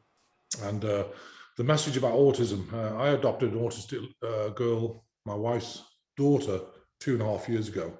And she's pretty violent. We got her stabilized and she's now doing amazing. And my wife, Amanda, actually worked with the police department to get them to understand what autism is. So that's a beautiful thing as well. So you guys are just like incredible. What can I say? Beautiful. So what I'd like to also say is about, there's a lot of separation going on. And one of my jobs, we work on about 120,000 healing sessions a week, believe it or not. You know, have a look on the YouTube, have a look on Facebook. We do a lot of work behind the scenes. And part of it is to actually bring people back to their sovereign self. Like Matt said, you know, it's about honoring themselves, about getting back to sovereign selves. You don't need gurus, you just need people to help you as a facilitator to get back to sovereign self. And that's so important because the vessel, the church, whatever you want to call it, is within. And I remember getting that message a long time ago when I opened the office and build it, they'll come. Oh, they didn't. Why is that? And I got this message saying, it's in here, get out there. Oh, okay. As soon as I did that, it took off. So I'm very blessed to do this. And I would like to do we're also here to obviously empower others. And look, it's important to me, you know, one thing I teach people is you've got to find that passion, that power within. You know, look at the people we've got tonight. You know, they've all got a passion. They've all got something that really trips their trigger and gets them out there to make changes in the world. And it's important to find your sovereign self, find your passion, and also connect with your Starseed family, because your Starseed family, again, is something where if you meditate with them, they do download your gifts. You know, you suddenly become like, how do I know all this? And well, that's the Starseed family, meditate on them. So I do encourage people to do that. But half of it is being able to actually release emotions, because we ingest, you know, look at the state of the world. It's you know, I don't know what you call it, nuts, crazy, whatever you call it. And that's not a judgment. I never judge something. It's an observation. You know, the world's crazy. We need to get back and be able to release the emotions and get back to a place where we're surrendered. God's got our back, and we can get out there, like Matt said, and be service to others. So, right. So I've gone 5 minutes. My wife's timing is. I'm gonna do the healing. I promise. I'm not going to run over because I'll be in trouble. So what I'm going to do is do a healing as quickly as possible, and I would just like to demonstrate Melchizedek healing. I'm one of 5 Melchizedek beings, 84% Melchizedek DNA. So I'm going to use the Melchizedek beings to do some healing. So What I want you to do is sit back and relax, if that's okay. And I define God as God, Goddess, prime creator of all that is. I want you to know it's, I'm just using the word God because it's quicker to do this. So I'd like to ground yourself. I'd like to say, I am of God.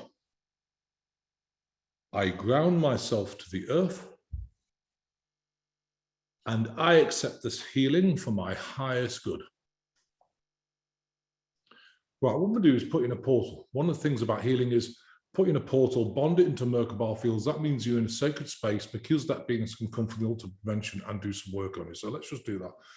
Ultimate dimension, 8 portals. Around each person on this call or listening in the future, close it off with Ethan Deer. Got a command 27, each direct Merkaba fields around that person. With their sacred point in the center of the Merkaba fields, bonding the portals to the Merkaba fields and program a blueprint of that person's DNA in the keys of Enoch so as not to allow anything except for the highest good to enter. Right, we're going to remove any attachments. If you have an attachment, Anunnaki Draconian, sit in the abdomen, hang on the shoulders. Removing, they're going to escort them out in your sacred space. You're going to feel a drawing sensation from the torso out to the tummy button. If you have any archons attached to you, we're going to remove those. So they're actually interdimensional beings. They have no body, but they're attached to you. So it's like having negative energy drawn out of you. And if you have any Luciferians, they're very snarly, connected to the Vatican, as we know. So when they leave, they can contort your body or speak through your voice box in a raspy voice. So removing those now, and then because that being is going to take them back to the ultimate dimension with unconditional love. Well, I'm going to quickly cover the meridians. So what you're going to feel is you get stuck energies in the meridian. So the Melchizedek beings take their hands down your body. So you're going to feel angelic hands go down your body or light or ribbon. So go from your crown, down your face, the back head on the left, down your neck, cross left shoulder, down your arm. The right, we're doing the same. On the left, we're going down your neck, down your chest, down your abdomen, out to the hip. On the right, we're doing the same. On the left, we're going from your hip down your thigh, over your knee, down your calf, and out to the foot. And on the right, we're doing the same. Right, we're going to give you 2 types of people on this call. People with spirochetes and Nantet, people without. What's spirochetes and Nantet? It's Borrelia line, HIV/AIDS, Agent Orange, Morgellons, and COVID, the weaponized, let's call it the needly thing. We all know what that means. So if you have that, we're going to give you a different energy. So you guys without spirochetes and Nantet, you're going to feel light floaty, warm, tingly, really relaxed. And you guys with spirochetes and Nantet replicating your body, you're going to feel electrostatic energy, or I call it tachyon energy. It's space-time continuum energy. So it's very electrostatic. It starts off subtle. It's going to get stronger, stronger and stronger. Then it's going to plateau. Right, I'm going to just quickly work on the liver and kidneys. A lot of people have adrenal issues because of emotion. So they're going to work on the adrenals. They'll get warm and tingly. They're going in now. So this is psychic surgery. They're going to clear the adrenals of emotion. So you're going to feel tugging and pulling there. If your liver's paralyzed, what people don't realize is you can get a good reading on the liver from the enzyme count, but it can be paralyzed. So it's not processed toxin, so you get a heavy head. So we're taking everyone's liver up now and in the future. So it's getting higher and higher. So if you've got liver issues, if it's paralyzed, your head's going to get lighter and lighter. Lighter and lighter. Lighter and lighter. Okay, it's going to get towards 100%. So I've only got a minute left. So what I'm going to do is do a couple of things. One is I'm going to do 3 heart shock releases, and then I'm going to spin the Merkaba fields. That'll blow your mind. It might blow your pantaloons up, who knows. So what we're going to do is we're going to do heart shock releases. We have 100,000 layers. So the Melchizedek beings are going in now. They're going to pull out the biggest layer affecting you right now. As they pull it out, it's going to get tight. Depending on where the emotion affects the body, it will get tight, either lower back, lower abdomen, solar plexus, breastbone, throat, upper back, shoulder, or neck. Can move around, the intensity can change. So it should start to get tight, tighter and tighter. When it releases, breathe it out from your chest. Okay, second one, tighter and tighter, tighter and tighter. Breathe it out when it releases. Third one, tighter and tighter, tighter and tighter. Okay, breathe it out when it releases. You may get a reaction to that. So the last thing I'm going to do very quickly is spin the Merkabah field. We have 3 Merkabah fields around us. We're going to spin them at 3/4 speed of light. It'll help you. It's connected to your soul. It's the transmitter and receiver frequency. So Melchizedek beings doing that. So we're going to accelerate them. It'll get faster. So I'm taking up towards 0.1 of the speed of light. It's going to get faster and faster. 0.2 of the speed of light. 0.3 of the speed of light. Should get really, really spacey. 0.4 of the speed of light. 0.5 of the speed of light. 0.6 of the speed of light. 0.7 the speed of light. The Melchizedek beings are spinning these in contra rotation. Okay, I'm going to take it up to 0.75, so you should feel really spacey. And now I'm going to put the prayer protection around you and then end that. So, okay, dear God, for everyone on this call or registered or listening in the future, command we create a sphere of ultimate dimensional unconditional love around each and every person and the Merkabah field to protect them from any negative entities, fractals thereof, manipulations and transmissional frequencies that are not for that person's highest good through all space-time continuum in every dimension. And so we thank you, God, send you our unconditional love, and so be it. So I hope you all enjoyed that. I'm sorry I didn't have more time, and I love you all. Thank you for all your messages. It's been absolutely beautiful being part of this. God bless. Thank you, Christopher. And a reminder, everybody, that you can subscribe to his newsletter. You can get very involved in the beautiful work he's doing. I noticed in the chat box, one woman talking about how his monthly prayers changed her and saved her life. So you go to globalenlightenmentproject.com, globalenlightenmentproject.com. Subscribe, just like I just did. And that's where you can learn much more about the wonderful work that he's doing. So thank you so much, Christopher, blessing us with your presence. Really appreciate it.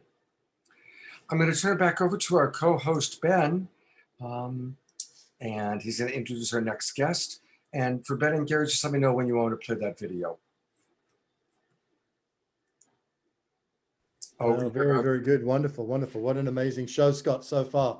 Incredible people all leaning in to love and service together. It's super, super inspiring to be here. And our next special guest, very, very special guest, is an amazing man with an incredible heart. He has an extraordinary resume, but even more than that, just his devotion to using music and creativity and art to uplift humanity and all of life. Someone who is an inspiration in terms of his musical genius, and at the same time, really being an incredible example, even an avatar of the offering that he brings to the world. And we're so delighted, Gary Melkin, to have you in World Unity Week, together with Sarah McCrum, these extraordinary offerings that have been created. Deep bows to your mastery, and thank you for your loving, loving service. Oh my God, to have that introduction from one of my heroes, it has been my great honor and pleasure to work. Gary, your audio is too low. We need to be able to hear you a little better. Apologies. Oh my God. That's right. I forgot my microphone. I'm sorry about that, you guys. 7 Emmy Awards and he still forgot his microphone. It's astounding. So what I was saying was what an honor to have Ben introduce me. It has been such a great pleasure to work closely with John and Summers and Rhiannon and the Unity team, and with Ben. It's been extraordinary. And I when Ben called me 4.5 months ago, I went, no, don't ask me. I'm too busy and I can't say no to you. And it was a fabulous yes to say. So the first thing I'm going to do is something that I've never done before. Yesterday, I was walking and I heard the sound of an accordion and a funky bass, string bass, and an out-of-tune honky-tonk piano play this melody. And it was so catching and fetching that I suddenly realized there was a song being delivered to me, and I finished it a few minutes ago. So forgive me if I was looking like I was singing. But so this song is just literally, I have never performed it, and I barely even put the chords to it. But this is the song that moves me to sing at the dawn of World Unity Week. Just imagine kind of a Tom Waits scratchy sound and a voice and an out of tune honky tonk piano.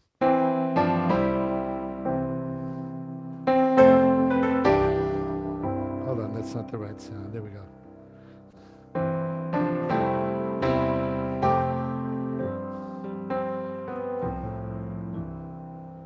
It's a pity that we don't remember. My heart is broken. There's so much at stake. But it's time now. Time to remember that we're all together, sharing the ache.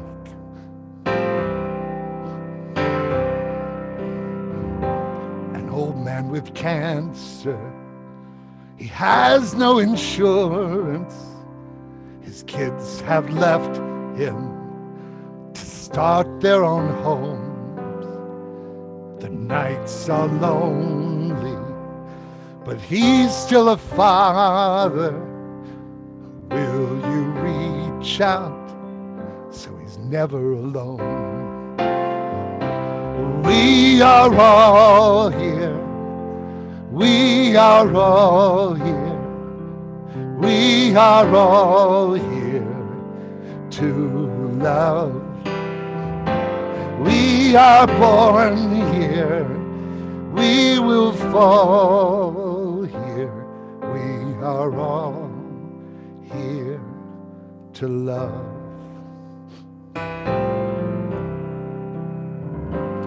Little Josie, confused and bewildered, her sweet mother is in so much pain. Each day she sees her worried and frightened, but her young heart knows that we're all the same.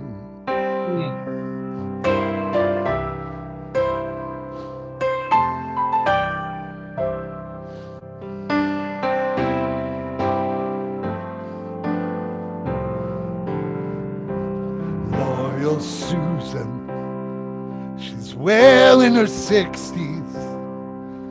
Her sick parents are in slow decline. She has her longings, sweet dreams of the future, but the daughter shows up while her brothers are blind. It's a pity that we don't remember. Our hearts are broken with so much at stake. But it's time now.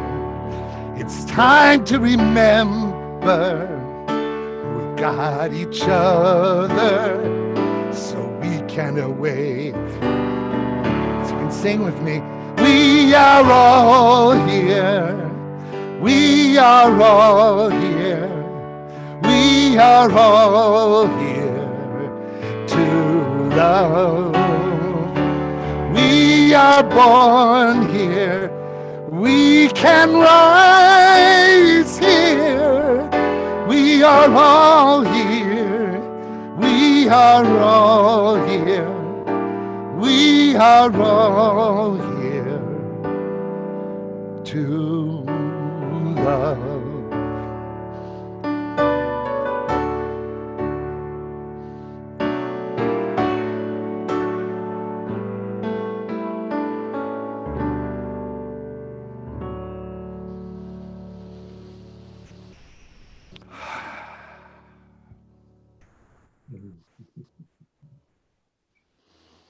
We're all here to love.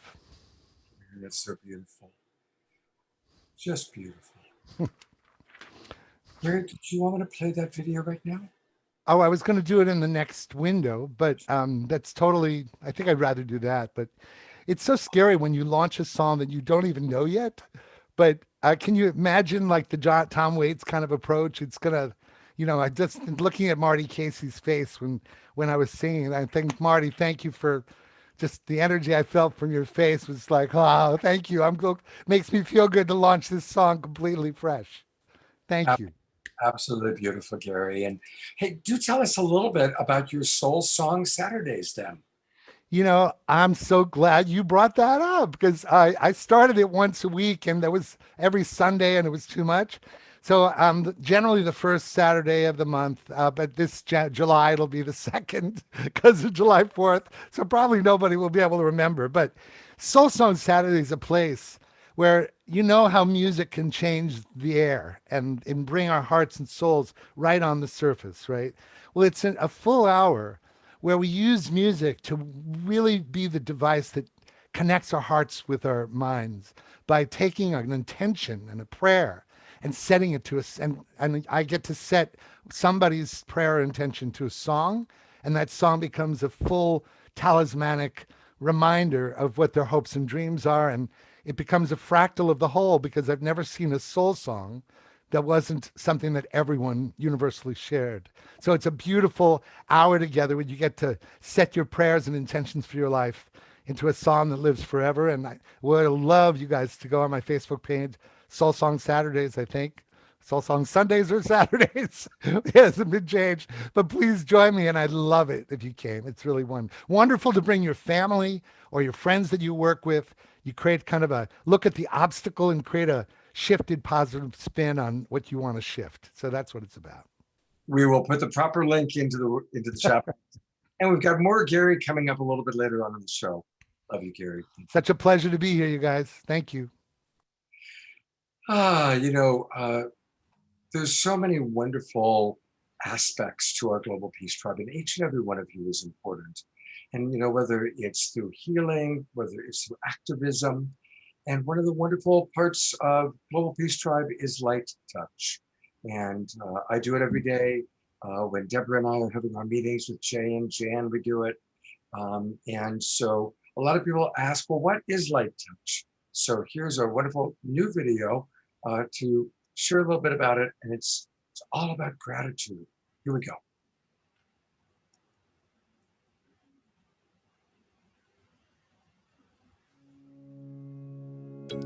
Thank you for divine appointments and meaningful synchronicities. Thank you, thank you, thank you.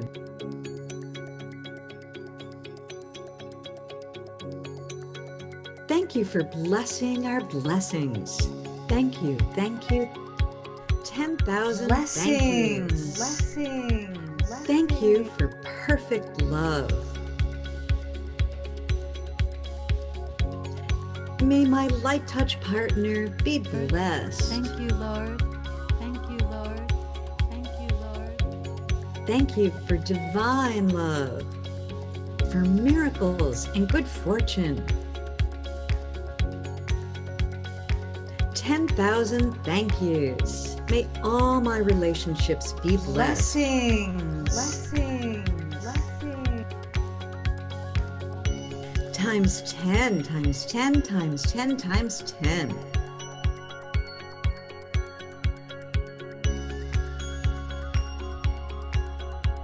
Thank you for divine appointments and meaningful synchronicities. Thank you, Jay Mayer, for helping us remember to practice light touch.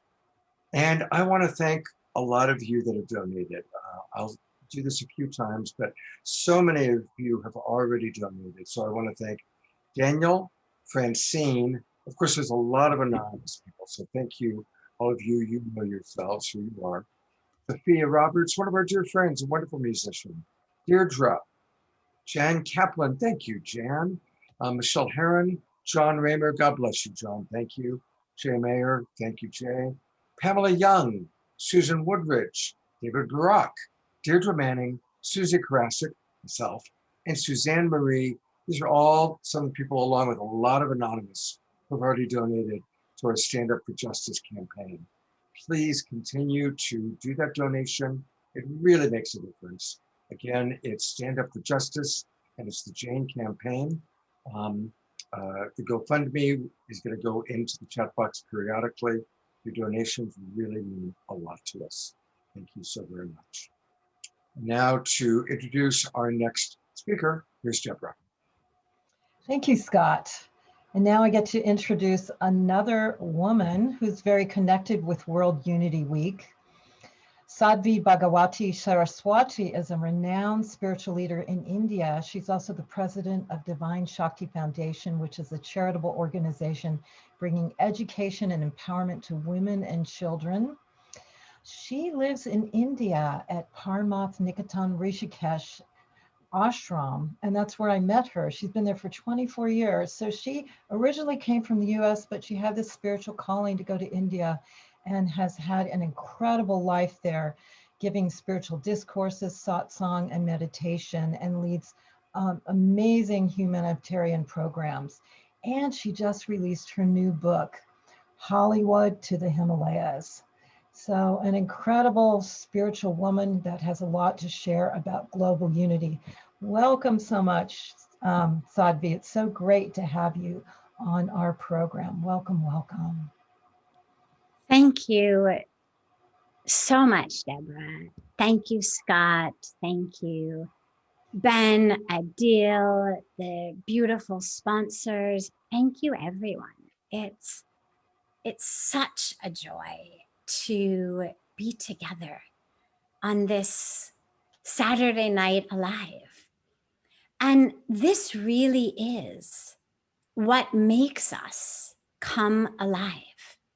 When we come together in unity, in oneness, in love, we actually become alive.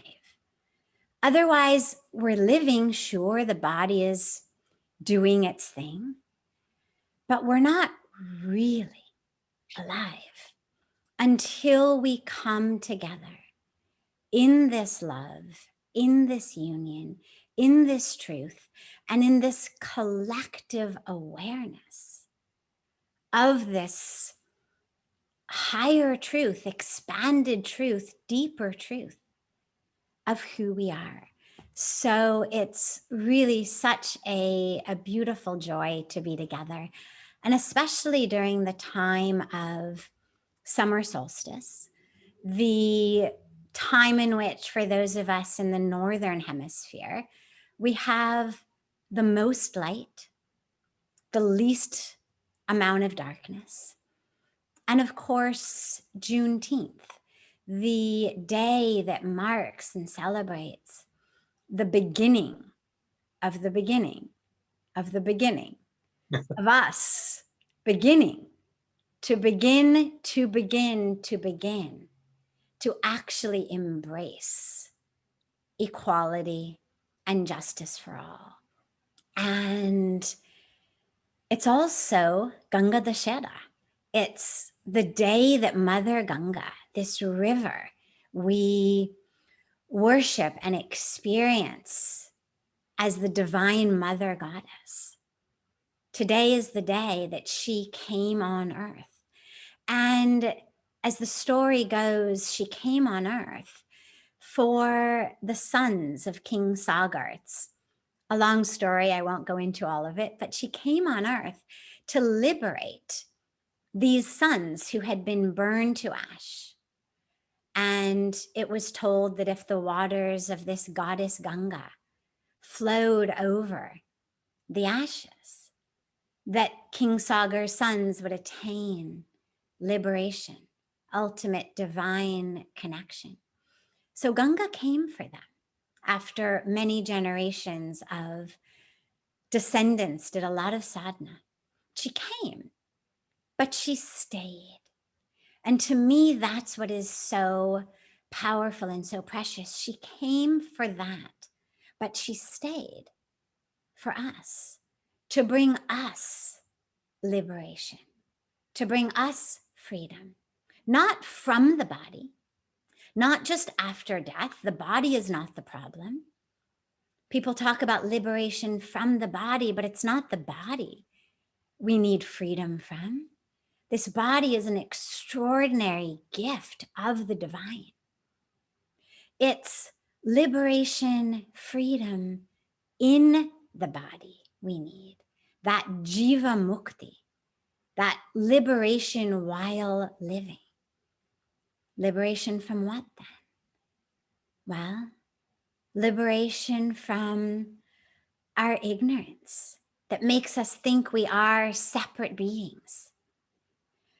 Liberation from that suffering, that incredible suffering that we experience when we live in this illusion of separation, and that we then bring unto others through abuse, through harm, through violence, through betrayal, through stealing. All of that is predicated upon this ignorance of separation.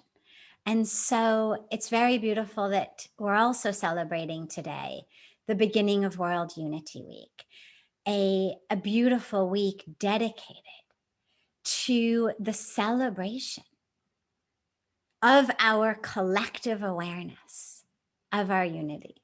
So it's a celebration of our unity, but also a celebration of the awareness, us waking up to our unity. And in celebration of all of that, I would like to begin with a special mantra, a sacred mantra. And the mantra says, Asatoma Sadgamaya, Tamsoma Jyotirgamaya, Mrityorma Amritam Gamaya. And it means, O Lord, O God, O divine by any name and every name, lead us from the falsehood of separation to the truth of our oneness. Lead us from the darkness of ignorance in which we suffer and we bring suffering to others, to the light of wisdom and truth. Lead us from this false identification with our physical bodies that are born, that change, that have a specific color, a race, a religion, a size, a sexual orientation, and that ultimately perish. Lead us from identification with that to identification with our true self, that which was never born will never die, that spirit, that soul. Lead us there, O divine. Om Shanti, Shanti, Shanti. Om peace, Om peace, Om peace.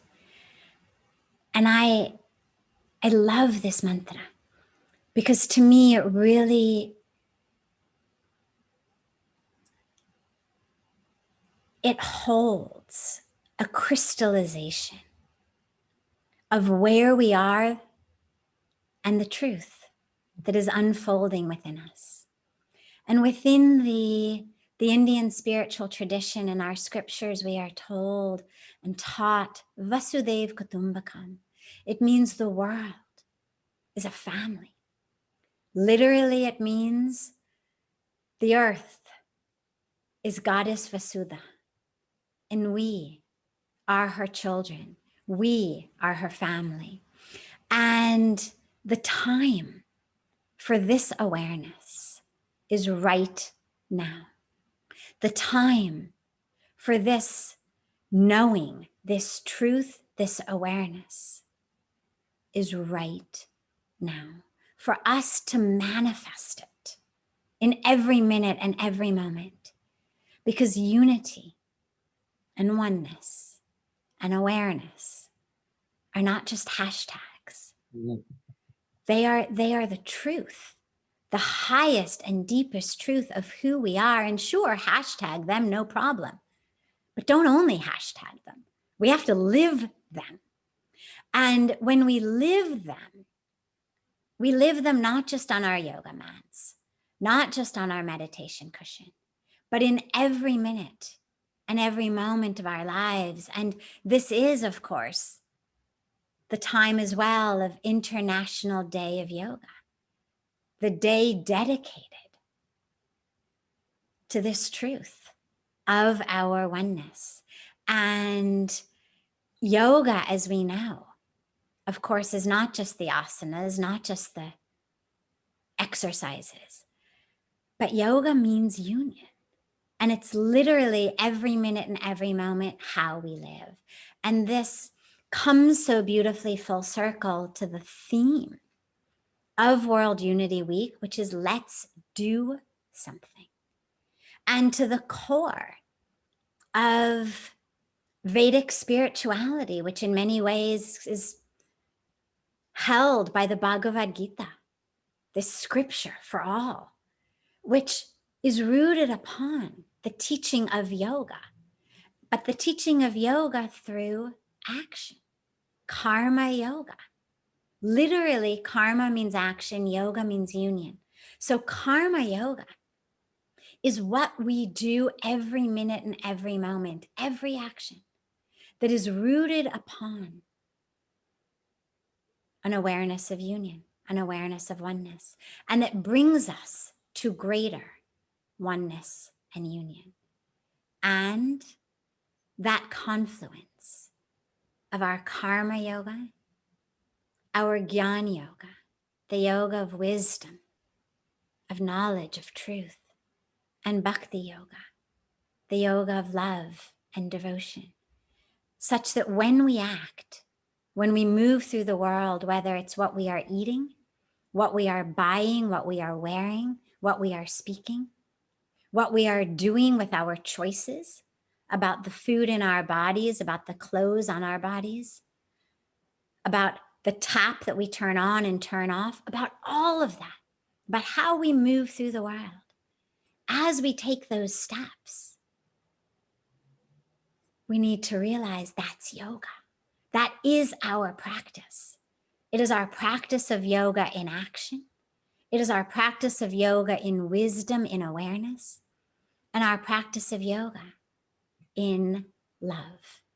And so I'm so deeply grateful, joyful to be with you all here this evening as we come together to celebrate that truth of who we are and the beautiful, exquisite opportunity we've been given by the universe to not only know that in our minds, not only tag it or post it or share it online, but to actually live it in every minute and every moment. Every choice becomes our spiritual practice. And then we take that spirituality into every moment of life. So thank you so much to all of you again, and deep, deep love on this beautiful day to you all. Sadhviji, blessings. I just wanted to take a moment to honor you and your incredible light that you're sharing with so many people through your teaching and your practice and your life of devotion and service. We're so honored that you're a World Unity Week ambassador. Many people may have seen you on the opening ceremony yesterday, that extraordinary moment standing in the Pacific Ocean with water from the sacred Ganga and having this incredible blessing as the waves were coming in. It was so beautiful and powerful. And just to mention that we are really looking forward to, on the International Day of Yoga at 10 o'clock Eastern time, you're holding an incredible event from the river to the ocean, where dawn in Rishikesh will be connected to sunset in the Pacific Ocean, and these sacred waters will come together. Thank you, Sadhviji, for all of your beautiful offerings and gifts. You're a blessing to us all and to the earth. Thank you. And maybe you can put into the chat box the timing for that for people, and which room it's going to be in, or if it's going to be on the main page. And thank you for talking about this. We are moving from the illusion of separation into the awakening of oneness. On so many levels it's happening. So thank you for so eloquently stating that. And speaking of eloquence, she has a new book out, or coming out. We can pre-order it. And what an intriguing title, Hollywood to the Himalayas, A Journey of Healing and Transformation. her own personal story. In Jane Goodall at the top writes, having read the book, having previewed it, vivid and poetic, her journey is a river of love, compelling in its authenticity and unflinching honesty, a must for anyone who is interested in exploring different paths. Wow, what a beautiful quote from an amazing woman. And you can learn all about it, everybody, by going to the website, hollywoodtothehimalayas.com. hollywoodtothehimalayas.com. And wow, that's going to be an amazing book for us. And definitely, it's coming out August 3rd. So we'll do a Global Peace Tribe Recommends promotion in our show just before that to remind everybody about it. And so thank you again for blessing us with your presence tonight. Thank you. We are one. We are one. We are one. Oh, yeah, yeah. Oh, yeah, yeah. Oh, oh, oh, oh. We are one. One love. We are one. One love. We are one love, yeah, yeah, one love, one love, one love, one love, one love, one love, one love, one love. What a perfect song for us to hear right after the message that we just heard. And it really is the message of unity. We are one love. So this is our Global Peace Tribe announcements, and I want to thank a few people. Once again, I really want to thank our sponsor, Tom Palladino, who makes it happen. Tom, thank you so much for sponsoring tonight's show. I'm so proud of every show we do, and tonight's is an especially good one.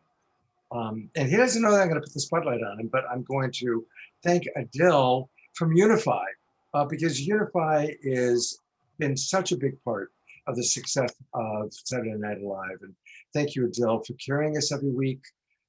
We reach tens of thousands through Unify, and I know we get people from all over the world now watching us. So thank you, Adil. And we're going to hear from Adil a little bit later on in the show. So thank you so much. We really appreciate our friends at Unify.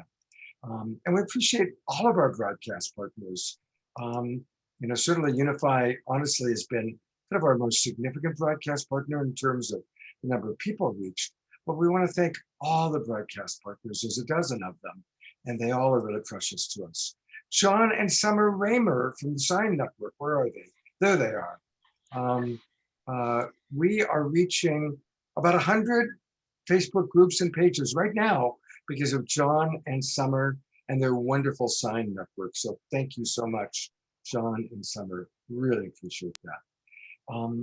Of course, we want to thank our buddy Alan Steinfeld and his New Realities YouTube channel. Always carries us, gets usually at least 1,000. I want to thank our friends at Light Touch. Light Touch makes this happen.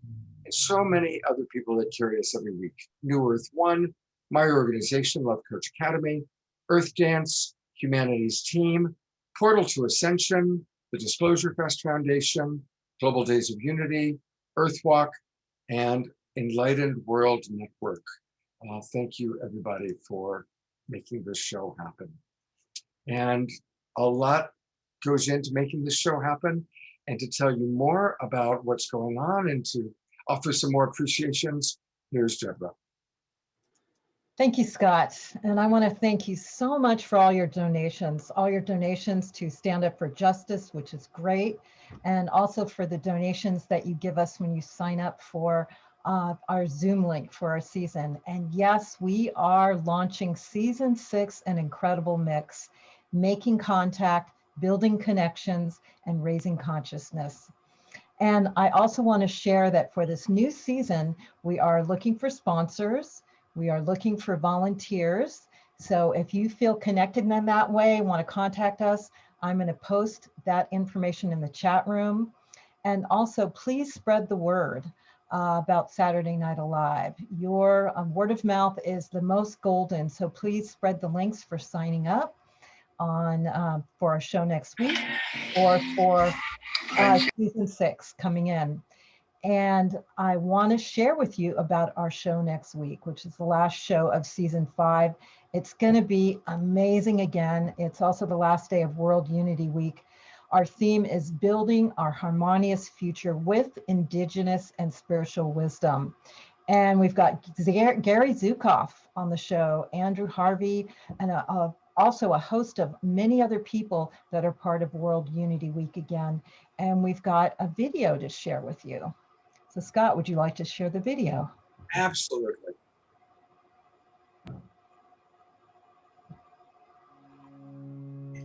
Light Touch presents June 26th, Building a Harmonious Future with Indigenous and Spiritual Wisdom.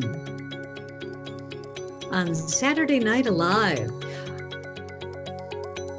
we feature Gary Zukoff, New York Times bestselling author. Chief Phil Lane Jr., one of our favorite Indigenous wisdom keepers. And Andrew Harvey, author, scholar, and founder of the Sacred Activism Movement. Becky Stuzik, a collaborator with World Unity Week. Tot Eric Gonzalez, a spiritual elder and North and South American wisdom keeper. Joanne Shenandoah, our beloved Grammy Award-winning musician and peace ambassador. Rocky Dawooni, Grammy-nominated musician and activist. Jaya Lakshmi and Anandaji, singing beautiful heart mantras. Paul Isaac, musician, farmer from Hawaii and community leader and soon-to-be father. Plus, Heather Rogers, magician and transformational performer. Saturday Night Alive for the Global Peace Tribe, building a harmonious future with Indigenous and spiritual wisdom.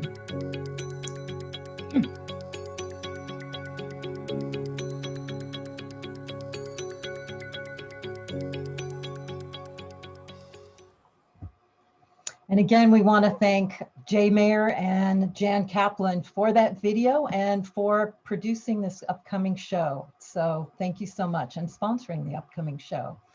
And yes, we are launching season 6, An Incredible Mix. So it's amazing how these shows come together. Some of it's divinely inspired, some of it's just reaching out for high-level collaborations, and others just tuning into the pulse of what's happening now. And they just fall into place. So we are going to share with you what we're going to be doing for July. So Scott, would you like to share our poster and share with people the shows that we have planned for July? Absolutely. Although they don't just fall into place, I must say. There's a lot of work that goes into putting these shows together, and I'm really grateful to all the work that Deborah does, Jay, Jan, Debbie, all of our team. And our team is growing. So here's what we've got planned for July. On July 3rd, our first one of the things we do now is we always start our season with celebrating our past shows and looking to the future. So we're going to have some special live presenters, some of your favorite people, but we're also going to show some of the videos of some of the key moments from people like Deepak Chopra, Greg Braden, Matt Kahn. So that's always a really fun show, and we'll have live music as well. On July 10th, well, Mark Sims is doing it again. He just decided, in fact, he announced it on my Straight Talk show 2 weeks ago, that there's going to be another harmonic convergence this year. And so, of course, we're going to be celebrating that with them and have all sorts of amazing speakers and musicians, all connected to making contact with our galactic family, as well as making contact with each other. On July 17th, we really continue a theme that is a big part of tonight, which is the importance of equality in relationships, including social and racial justice. You know, it's great that the government has declared Juneteenth a federal holiday, but as we've heard several people already say, it is only the beginning. We all must take a stand. We all must do things every day to make a difference.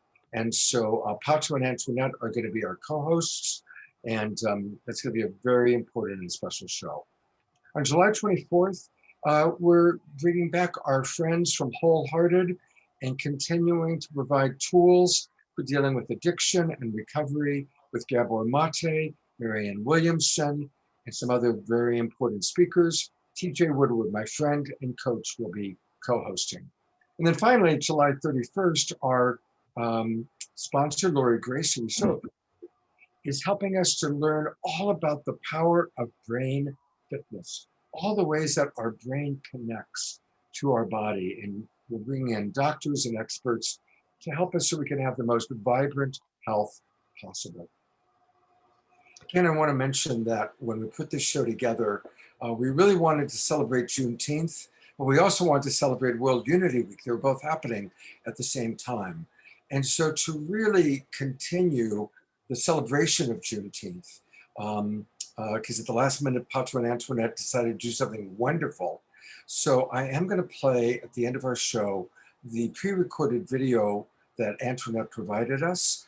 And of course, we are raising money for her organization.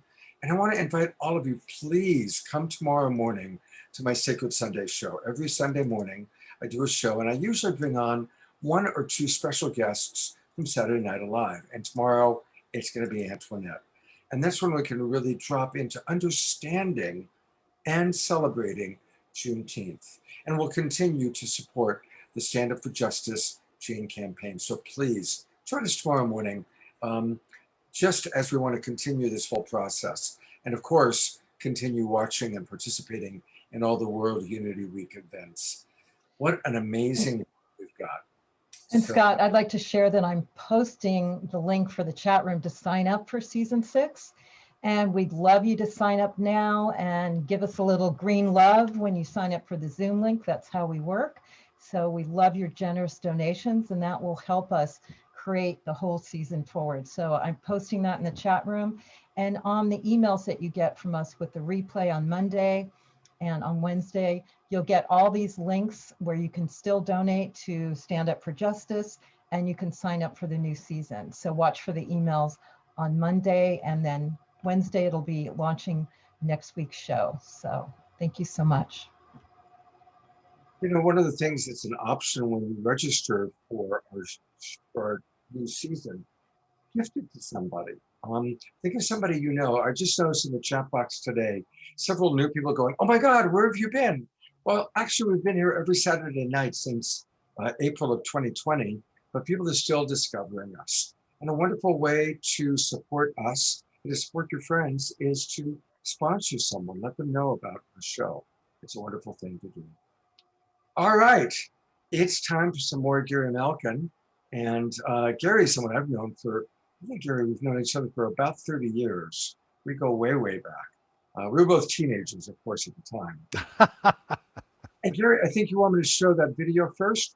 Well, I want to bring Ben on, if I could, and talk about this just for a second. Absolutely. And what I want to first share before I sing the song that is more uplifting and is that, you know, I have been working for a long time to really help people understand that music isn't just entertainment, but it's also entertainment. And what I've noticed is that famous song, "Don't It Always Seem to Go That You Don't Know What You've Got Till It's Gone" by Joni Mitchell, is that what's happened to Zoom is we're suddenly aware of what's gone when we're no longer near one another, right? And so I love the fact that I engaged Ben and John to address the fact that we are not all here when we're here on the Zoom call. And they agreed to let Sarah and I create these unique attunement tools. And we're about to see one. We have to move quick, but I just, Ben, wanted to ask you, what is it about the idea that Sarah and I created an 2-minute attunement? What is it about that you like that brings a distinction to the way people gather on Zoom? Beautiful, Gary. It's incredible. It's a technology for presence and presencing and coming together. You know, we've all been, I'm sure, on probably too many Zoom calls over the last 15 months. This is an opportunity to come in and have a different experience, an experience of togetherness and unity and a shared journey that elevates consciousness and transforms the space. So through the creativity of the music, the original music, which is done in a spontaneous way, together with the voice coming in. I mean, it's really an extraordinary, beautiful contribution. Can't wait to share it with everybody. So what you're about to see, everybody, is just, it's not a couch potato sport. It's meant to inspire you to awaken your mitochondria, take a deep breath, and let your heart become able to follow your heart, trust your gut, and listen to your goosebumps. It's designed to let that happen again, rather than just be talking. So thanks, Scott, for sharing one of the 10 transformances that we created for World Unity Week. Sarah McCrum and Gary.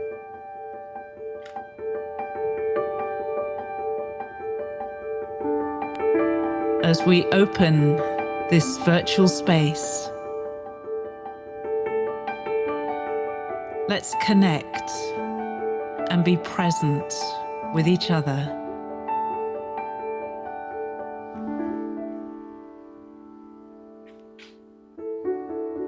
Let's get to know each other with kindness and gentleness.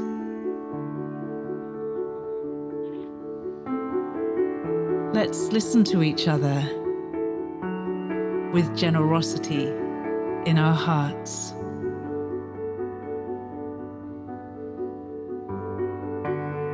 Let's learn from each other with curiosity and wonder.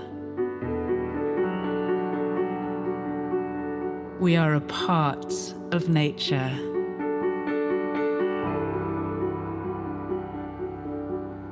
We are a part of Earth.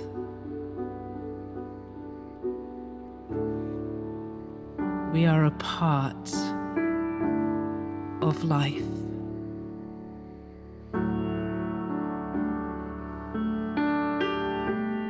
May we use our time together to add to peace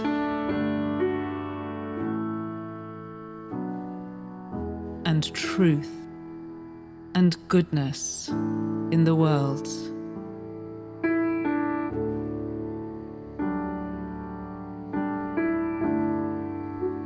May we honor the uniqueness and innate beauty of every member of this community.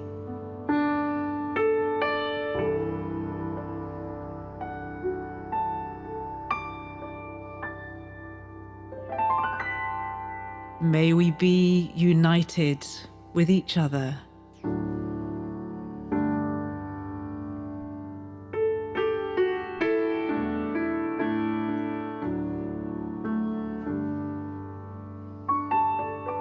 For the sake of ourselves and of all future generations.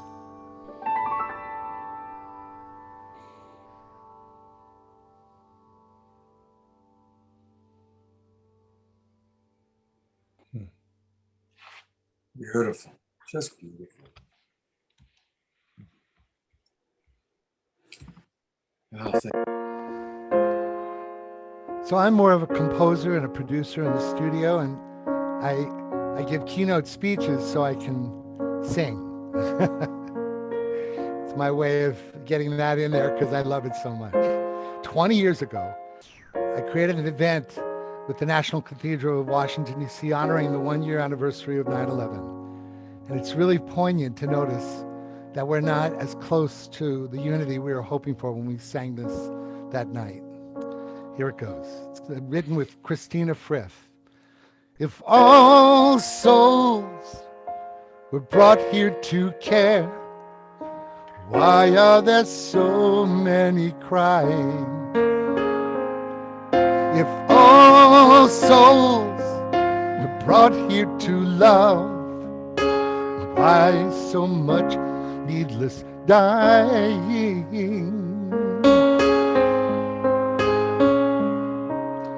The earth is one country, and mankind its citizens. Let us raise a flag of our one human nation. Bury the hate and water the love. It's time to bring in the world. Bring in the world to a place of harmony. Bring in the world to a place of unity. As we wrap our loving arms around this changing earth, we can bring in the world.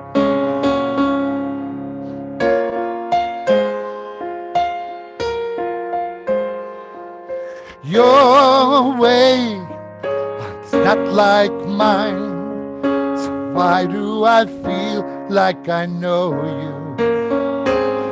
We're worlds apart, yet here in my heart, I'm gonna keep moving towards you.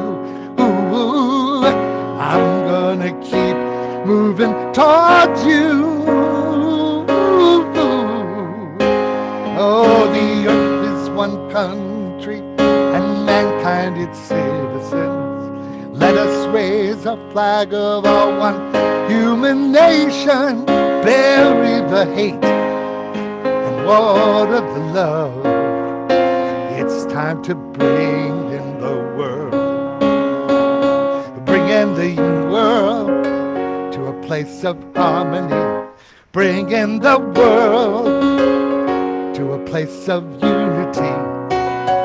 As we wrap our loving arms around this changing earth, we can bring in the world. Bring in the young, the old, let your stories be told. The near, the far, whoever you are, the wrong, the right, we don't have to fight.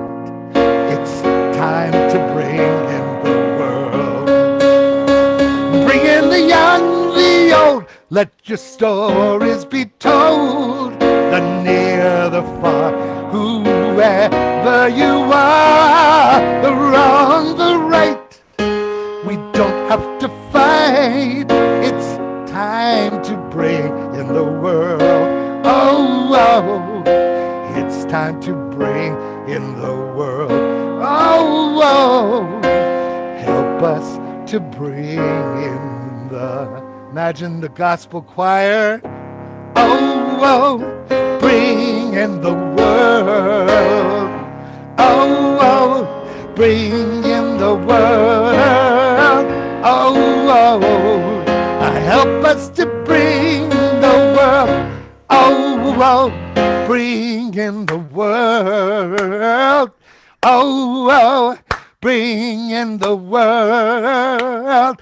Oh, oh, help us to bring in the world. Oh, oh, bring in the world. Oh, oh, bring in the world. Oh, oh, help us to bring in the world. Oh, Lord, help us to bring in the world. Help us to bring with Unity Week this week, and may we bring in the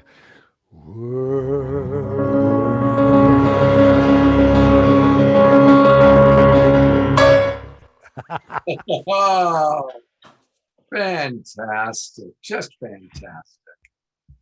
Gary Malkin, that was awesome. Well, there is more Gary Malkin available by going to his website, and it is wisdomoftheworld.com. Wisdomoftheworld.com, and definitely join his community, put in your name and your email, get on his email list, because Gary is always doing wonderful and incredible things. Thank you so much. I'm so thrilled. I actually kind of invited myself into this night because I am so in love with the magic that Ben and John and the World Unity Week are creating together. It's truly remarkable how co-creative collaboration family is being incubated in the most accelerated way. And I just am deep admiration for the whole team. Thanks a lot for letting me participate. And I love you all. We love you too. You're amazing, Gary. You are amazing. And that song you played, the earlier one, the original, it is a new original. That is just an incredible offering. And your genius is extraordinary. His original music and composing, you elevate and lift us all. Thank you, Gary Malkin. Thank you for sharing your extraordinary gifts with all of us and with the world. And, I just want to say how blessed we really are. The incredible people that are giving their amazing music. We have Gary, and last night we had Kristen Hoffman with extraordinary original music. Oh, wow. And Cornflower and Bubba Israel. I mean, all just in the opening ceremony, which was this morning, right, in the US. So can I just say one thing? For those of you who are checking out World Unity Week, don't get overwhelmed. Use it like an oracle deck and just show up with your schedule and your gut and follow it, because there's so much you could never participate in it all. But it's kind of like life. Just follow the flow and the flow of life. And there's not a single thing you won't love. You'll find the thing that's right for you. Thank you, Gary. That's great advice. And if you manage not to get overwhelmed, you're doing better than most of the rest of us. So good luck with that. But it's amazing. And, just the incredible gifts and people stepping into their genius. And the person who's going to speak next is another example. Our next speaker is a great example of someone who has devoted their life to this mission. They have received a call of holy power and have responded to it devotedly and dedicatedly for a decade plus. My dear brother, Adil Kassam, founder and principal at Unify, such an amazing visionary and devoted man who's really putting the mission first and above all else. And so much of what we're able to do in World Unity Week last year and this year, what John and I and all of the team were able to do was because of what you had built at Unify. So this is another great example, Adil, of how when we all come together with our resources and our gifts and our expertise and genius and put it together to the service of the Most High, that extraordinary and beautiful, wonderful things are unfolding. So deep gratitude to you, brother. And it's amazing to have you here on Saturday Night Alive. Wow. I'm honored to be here with all of you. Well, I've moved a little bit. Oops, that's okay. It's you take in the times we're living in right now, right? Like, and what we see on the media or here with our family and friends, and consider just this moment where you are right now. It's a miracle. It's an absolute miracle that we could have the internet, that we're in the midst of a solstice, right this very second, right? The stars have aligned. There's a World Unity Week happening. Ben, hats off to you in terms of your vision, but also your generosity and your inclusivity, or just really your love, your amazing servant leadership. It's just unreal. The way you're able to galvanize, what is it, like 600 or 700 contributors from around the world and just stay sane through it all. It's just a tidal wave of blessings. And inside of that World Unity Week, there's Juneteenth, there's all these offerings, and World Refugee Day tomorrow, meditation and yoga from all these refugee camps around the world. They're going to be sharing their blessings. And then World Yoga Day. You consider World Yoga means to be one with or to unify with. And so this is just like this tidal wave of unity. And what greater medicine do we as a human race need? What greater reminder do we need than the unity that preceded any differences in political affiliation or religion or culture? And there's so many examples of those differences in our world, but this is like a signal and amongst all this noise, and I love that you guys I love, Gary, that you're increasing the signal to noise ratio, and Scott and Deborah, the tireless work you guys are doing. And for those of you that are tuning in, it's like you're getting to watch people's dharma, their service, their tireless dedication, and their acts of devotion and love to you, to a world that we know is in our hearts anyways. And so it's also an invitation for you to participate, for you to join, for you to come with your blessings as well. Like it's all been designed thanks to John and and Summer and the entire team, I mean, probably over 100 people working on this, not only to offer this blessing, but to invite you to join this global peace tribe, to join this family of love and kindness and tenderness, and bring your gifts, whatever they look like. It might be painting or a prayer, or it might be a transmission like Sadhviji, but you all are welcome here. And I hope you can feel the heart of that and feel the warmth of that and the welcome of that. It's such a gift to know. I mean, it brings me deep hope to know that I'm here on the planet with other souls like this it's in their DNA. I mean, how many of us are there out there? Probably many billions that would stand for unity more than for one thing or the other. So perhaps we're at the birthing of something. Perhaps this is the start of a profound movement. And of course, this is what the prophets and seers and saints and sages from so many of the indigenous tribes and so many of the spiritual lineages spoke of. They spoke of a time where this would happen. And though we're, many in the world are experiencing loneliness and social distancing and social isolation, we can experience this too. So please invite your family and friends and go take a look at it. I don't think you'll get overwhelmed, but you might have some goosebumps, a little bit of tears, and those are healthy things to have. And you can watch all this at worldunityweek.org. You can watch this at facebook.com/unify. There's many other downstream partners that are sharing in this message. And if you feel like you've got an organization too that perhaps a large following or a page, come be part of the family. Like, we're all invited. So I don't even know what to say. I feel like it's like the mission of Unify to be able to share in this. And you were so kind in sharing all that I've done. It's definitely not been an I, it's been a huge we that have contributed. My entire, great thank you to the entire team behind the scenes, that you know who you are, how much I adore you, and thank you. And what good would an audience be unless there was a seed like this? Saturday Night Alive, like, hats off to you, Scott and Deborah, really, truly, for how much love and creativity and magic and you bring your curation of souls. It's just profound. I can't, amazing. I'm so proud to be part of this with all of you. I'll stop because I'll just keep going and going, just gushing over. Your gushing is most welcome. We're digging the gushing. And I imagine most people know, but in case they don't, please go on Facebook to Unify, because this is where so many incredible things are happening. And it's just go when you're on Facebook, and most of you are watching us on Facebook right now. Some of you are watching us on the Unify channel, but there's a lot of amazing things that are going on Unify. And really, if you just go to their videos and see, there I am, there we are. But scroll down, look at all the things that they're doing. World Yoga Day and World Unity Week, of course, a lot of the things are going to be carried. And there's some really cool playlists, including our shows. Want to see our shows that you've missed?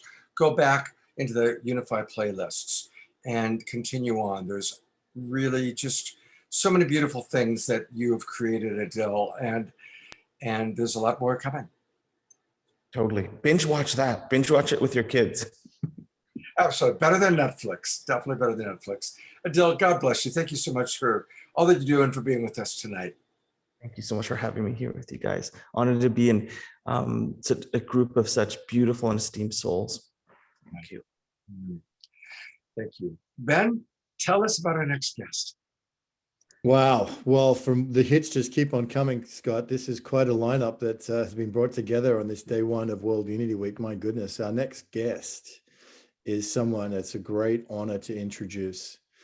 Someone who has inspired and lived a life of devotion to healing the wounds at the deepest level of trauma that have taken place in the home city of St. Louis. And from there has spread out ripples of love and healing across not just the United States, but all over the world. Visionary with the courage to found the Ungun Institute and to go into the hottest fires human trauma, racial conflict, family breakdown, personal breakdown, to really be there to bring a special and unique medicine and healing of disarming trauma. And an amazing activist, musician, singer, artist who's given a heart and soul to this work, Dr. Marty K. Casey. It's such an honor to have you with us in Saturday Night Alive.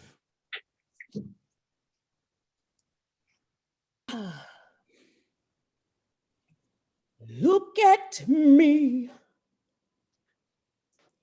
Look at me. I am changing, trying every way I can.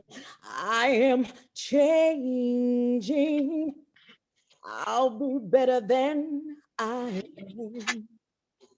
I'm trying to find a way to understand, but I need you. I need a hand.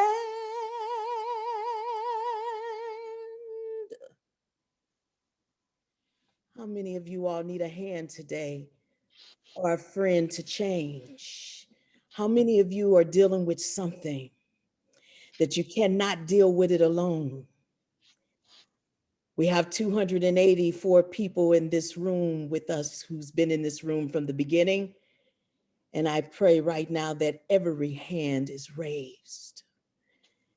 And I'm going to tell you why I'm praying that every hand is raised, because we have been experiencing collective trauma.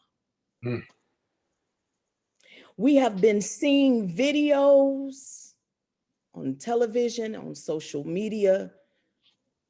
We have been engaging in conversations with others who we love, but we find that they have a difference in opinions. We have been coming into Zoom rooms for well over a year, trying to find our tribe, to make the necessary changes, to not just look for the hope of humanity for tomorrow, but to also disarm the trauma of yesterday and yesterdays. Today is Juneteenth, Freedom Day, but everybody's not free. And the price that some have to pay to be free is a price they can't afford to pay. We've watched so many pay for freedom with their lives. My Black brothers and sisters have been paying for freedom with their lives. We have allies and friends and family that have stood by our side to say enough is enough. We've gotten to a place today where we are calling Juneteenth a national holiday. And I sit conflicted as a Black woman in the United States of America, because I sit somewhere between celebration and determination to continue down a road of doing the work that still needs to be done. See, if I get caught up in the word of it's a national holiday, we think it's over, but it's not. It's not. I wish I could sit here today and talk about Juneteenth in such a way that we would be dancing just like we were when Gary had us singing and song, but the truth of it is, that is the reason this is called Let's Do Something. I said to my brother, Ben Bowler, Ben, I can't just keep coming to the rooms on Wednesdays, showing up, and we talking about what we're doing, and we are world leaders, but it's not getting done. Let's do something. He says, oh, Dr. Marty, that's what we're going to do. And oh, my hat goes out to you, Ben. My heart expands for you, Ben, because you, my brother, you heard me. You gave me an opportunity to sit at the table, break bread with you over Zoom, and be heard. I think someone said that earlier. It's about us listening to one another. I want you to know the formula for getting us to a place of where we are right now and where we need to go is simple. We first have to give. What have you given to the cause? And I'm not just talking about a nonprofit or a program. Personally, what do you give on a daily basis? Because you have gifts and talents that are inside of you that don't belong to you. It's for you to give it back to the world. How are you showing up? What are you giving? The next thing you have to ask yourself, have I completely let it all go?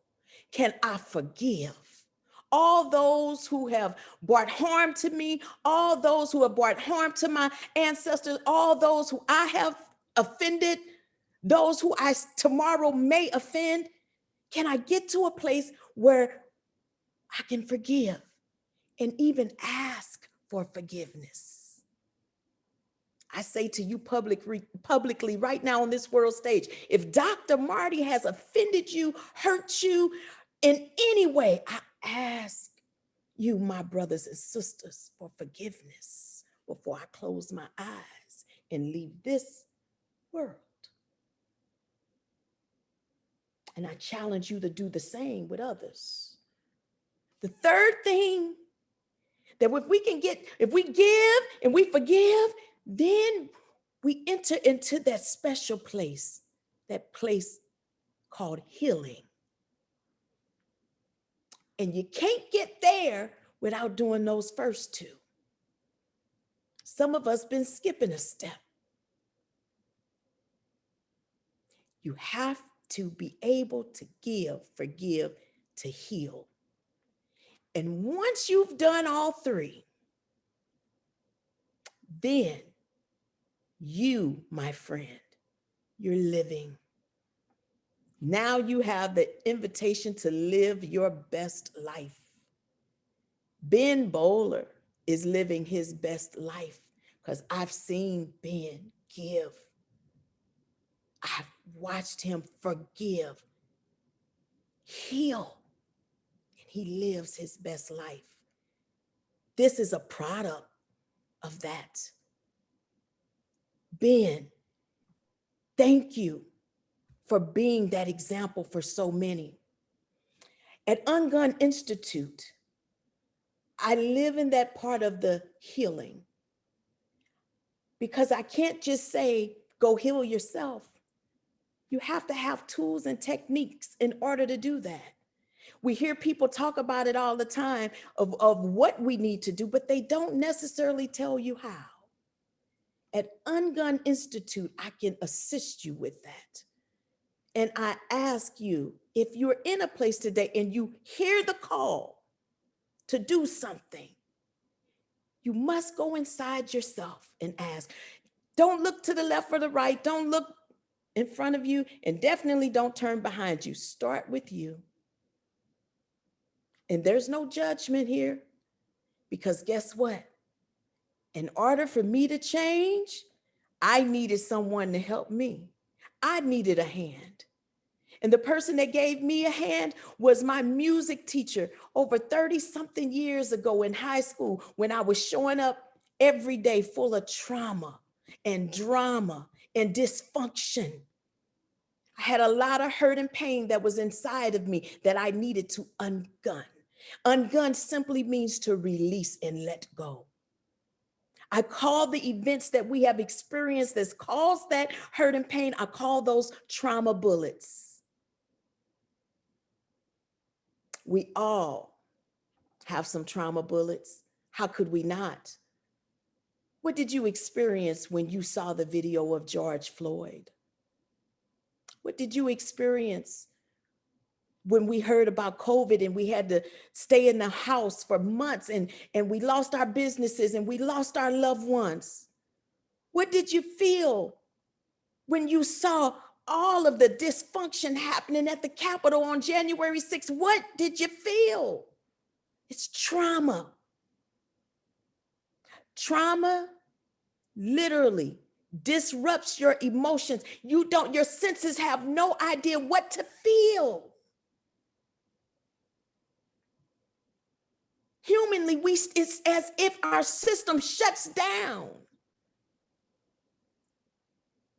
But ungun helps you to put that back in place again so that you can produce good energy. So I am asking you today to be present in World Unity Week all week long, wherever you choose, whatever room you go into. Those rooms you didn't get a chance to go into, continue to go back and watch it. I don't want you to feel like you're going to miss anything, but I want you to intentionally show up with those 4 things in mind. How can I give? How can I forgive so I can heal and then live my best life? These world leaders and organizations and businesses all week long are going to give you their best to help you get to that point. And I pray that some of you at least, take the time out and come and be with me on June 22nd at 8 p.m. in the Room of Justice and Healing, Ungun Institute. I want to get to know you. I want to help you. This is a modality that works for everyone. It doesn't matter what end of the spectrum you on. It could be personal trauma, collective trauma, to gun violence. I've dealt with it all. And by the grace of God, because I give him all the honor and the glory and the praise, that the gifts that I have, I give it back to you. May peace prevail on earth, and may peace begin with you. Thank you. Thank you, Marty. Let's all take a minute of silence again as we begin this call for peace. And maybe everybody think about someone you want to forgive, or perhaps it's forgiving yourself. Yes. Thank you for that reminder about forgiveness. Thank you. I do want to also direct people to the Ungun Institute. I had the honor of having Marty on one of my shows, and definitely it's time for us to do that again, Marty. It's the unguninstitute.com, and it's such a powerful mission, and it's so incredibly important. Ungun uses the art to disarm trauma in the mind, body, and soul. So incredibly important, the work that you're doing. And give us one more time the date and time on World Unity Week, June 22nd. At 8 p.m. Eastern Standard Time. And you will have an opportunity to come and meet, of course, myself and my wonderful team. I have an amazing team that they're just equipped to deal with it all. And so I hope that you come and join us to learn more about Ungun and how you can be ungunned. And I just thank you, Scott and Deborah, for having me here today. It was such a pleasure and an honor to be here with my brother Ben and all of the family, John and Summer and everyone. And I'm just excited because that's doing something. This is the doing something right here, Ben. Thank you.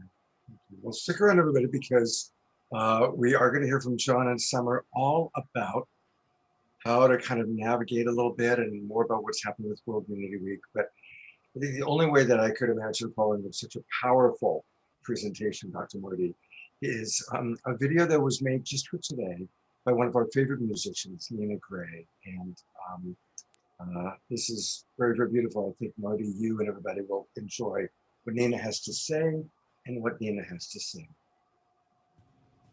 Hello and greetings. So good to be here with you on the longest day of the year, on this glorious celebration that is Juneteenth, now recognized as a federal holiday, a move in the right direction of honoring all of the people that have made this nation what it is, contributed to the fabric of this nation's existence. The liberation continues.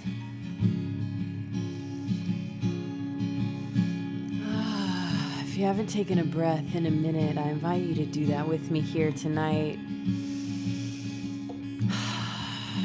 As many places removed the bans on masks, and a year ago we remember a man that sparked a global movement whose words were, "I can't breathe."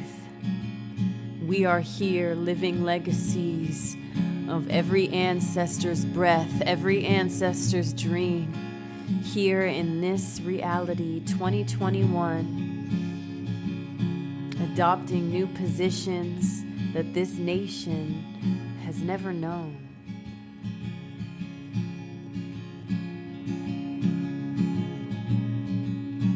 And we've got a ways to go until all feel truly liberated and free, all feel as though they can exist as who they are and who they came to be, live out their destinies, their legacies, that freedom to be. This song is an invitation to inquire upon what yours will be. Maybe you've heard me sing this song. Tonight I want you to take it in as a real question. When your bones are dust and your body returns to the earth, what did you do and who did you be for all that you care about while you were living? Saturday Night Alive, our hearts are beating. We're here breathing. So what are we bringing? What is our legacy?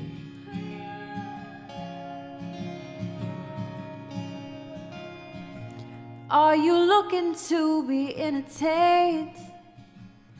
Well, I don't know if I can help today. So many questions on my heart and on my brain. No, I don't wanna just entertain you. Are you looking for distraction? I mean, is that your course of action?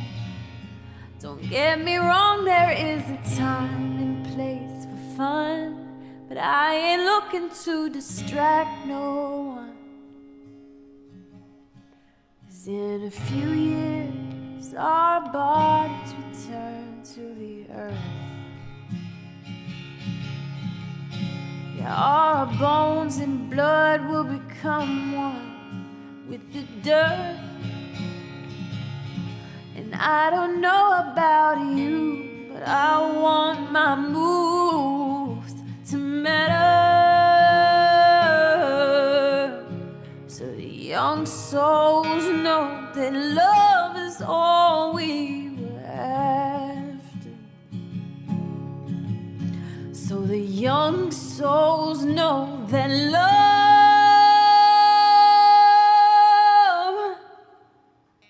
is all we were after.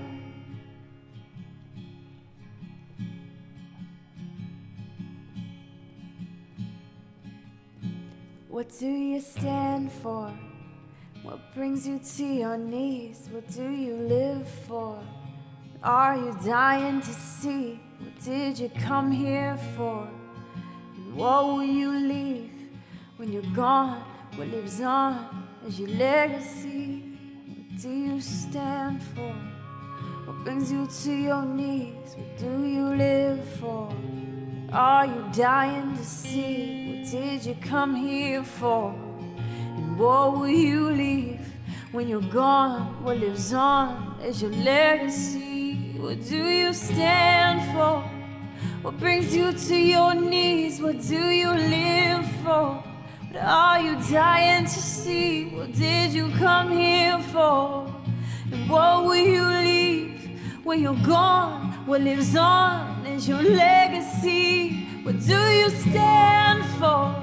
What brings you to your knees? What do you live for?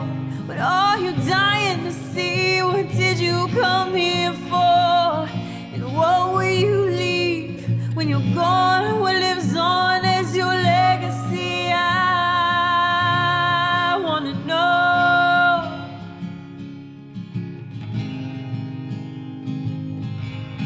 Oh,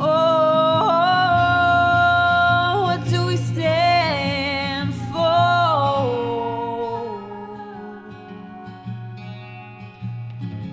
Every heart, every person, every hand to the middle now.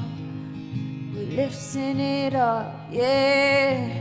Every heart, every hand, every person to the middle now. No, we're lifting it up. Oh, every heart, every hand, every person to the middle now.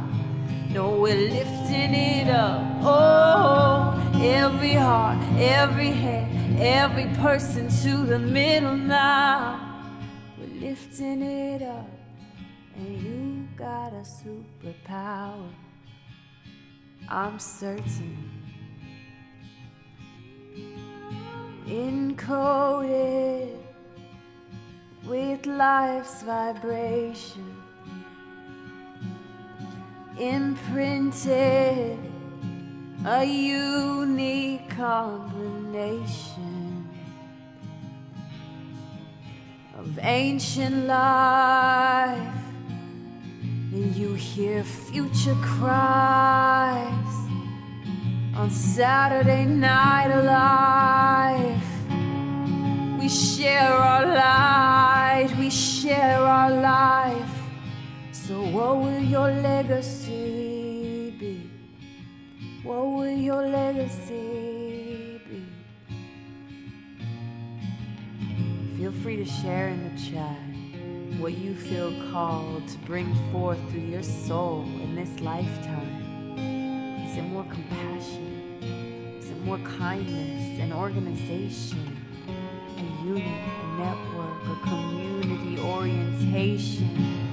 Lifting up, bringing through the vibration of solution, the vibration of we can all thrive too, and bringing in the love, bringing in the love.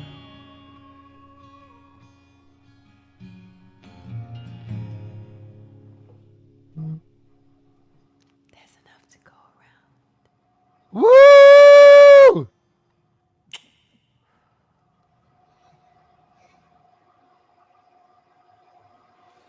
Wow. Wow.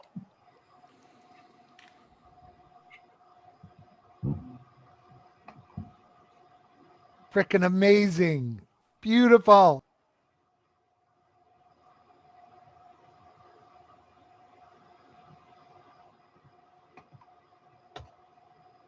You're on mute, Scott. Thank you. I want to ask everybody in the chat box, answer the question that Nina put forth. What will your legacy be? What will your legacy be? Now is the time. We are the ones we've been waiting for. This is the time we've been preparing for. And God bless everybody. What a 1-2 punch, Marty Casey and Nina Gray. Mm-hmm. Wow. Kind of overwhelmed, to be honest, right in this moment. So, thank you. And there's more. There's actually more. That's the thing, is unbelievable. We actually have a little bit more still. You know, I do want to take a moment to acknowledge Nina Gray. So you can go to her website, which is her name, ninagray.com. And she's one of our favorite musicians. She's been doing in a couple months, she does something for us. And she has played with so many remarkable people. She's opened up events for a lot of our favorite people, Michael Beckwith, Marianne Williamson, Jane Goodall. So definitely go to ninagray.com, ninagray.com. And there's a lot of wonderful things happening there. You know, Patreon is a wonderful way for us to support our musical artists. And honestly, I support Nina, Fantuzzi, and many other musicians you've seen on our show by going to patreon.com, and then you find your favorite artist and you donate every month. And then the artist provides special songs, special stuff. And I really always enjoy what Nina provides. She always provides really cool stuff and a lot.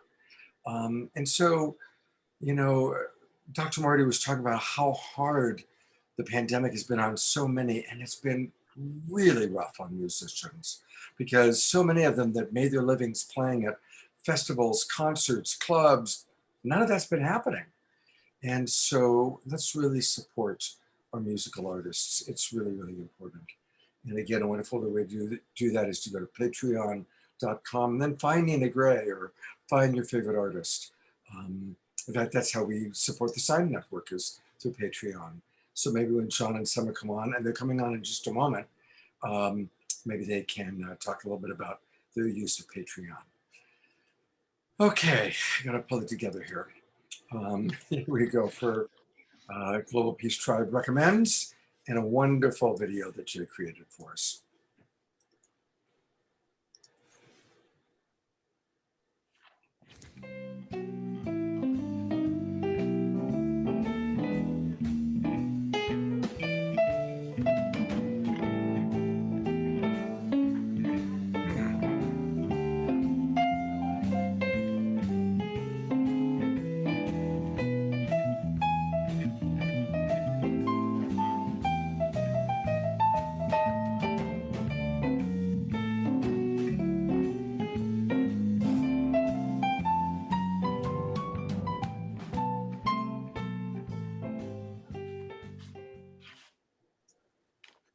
Well, at Global Peace Tribe, we've been producing some special events utilizing the amazing presenters that we have.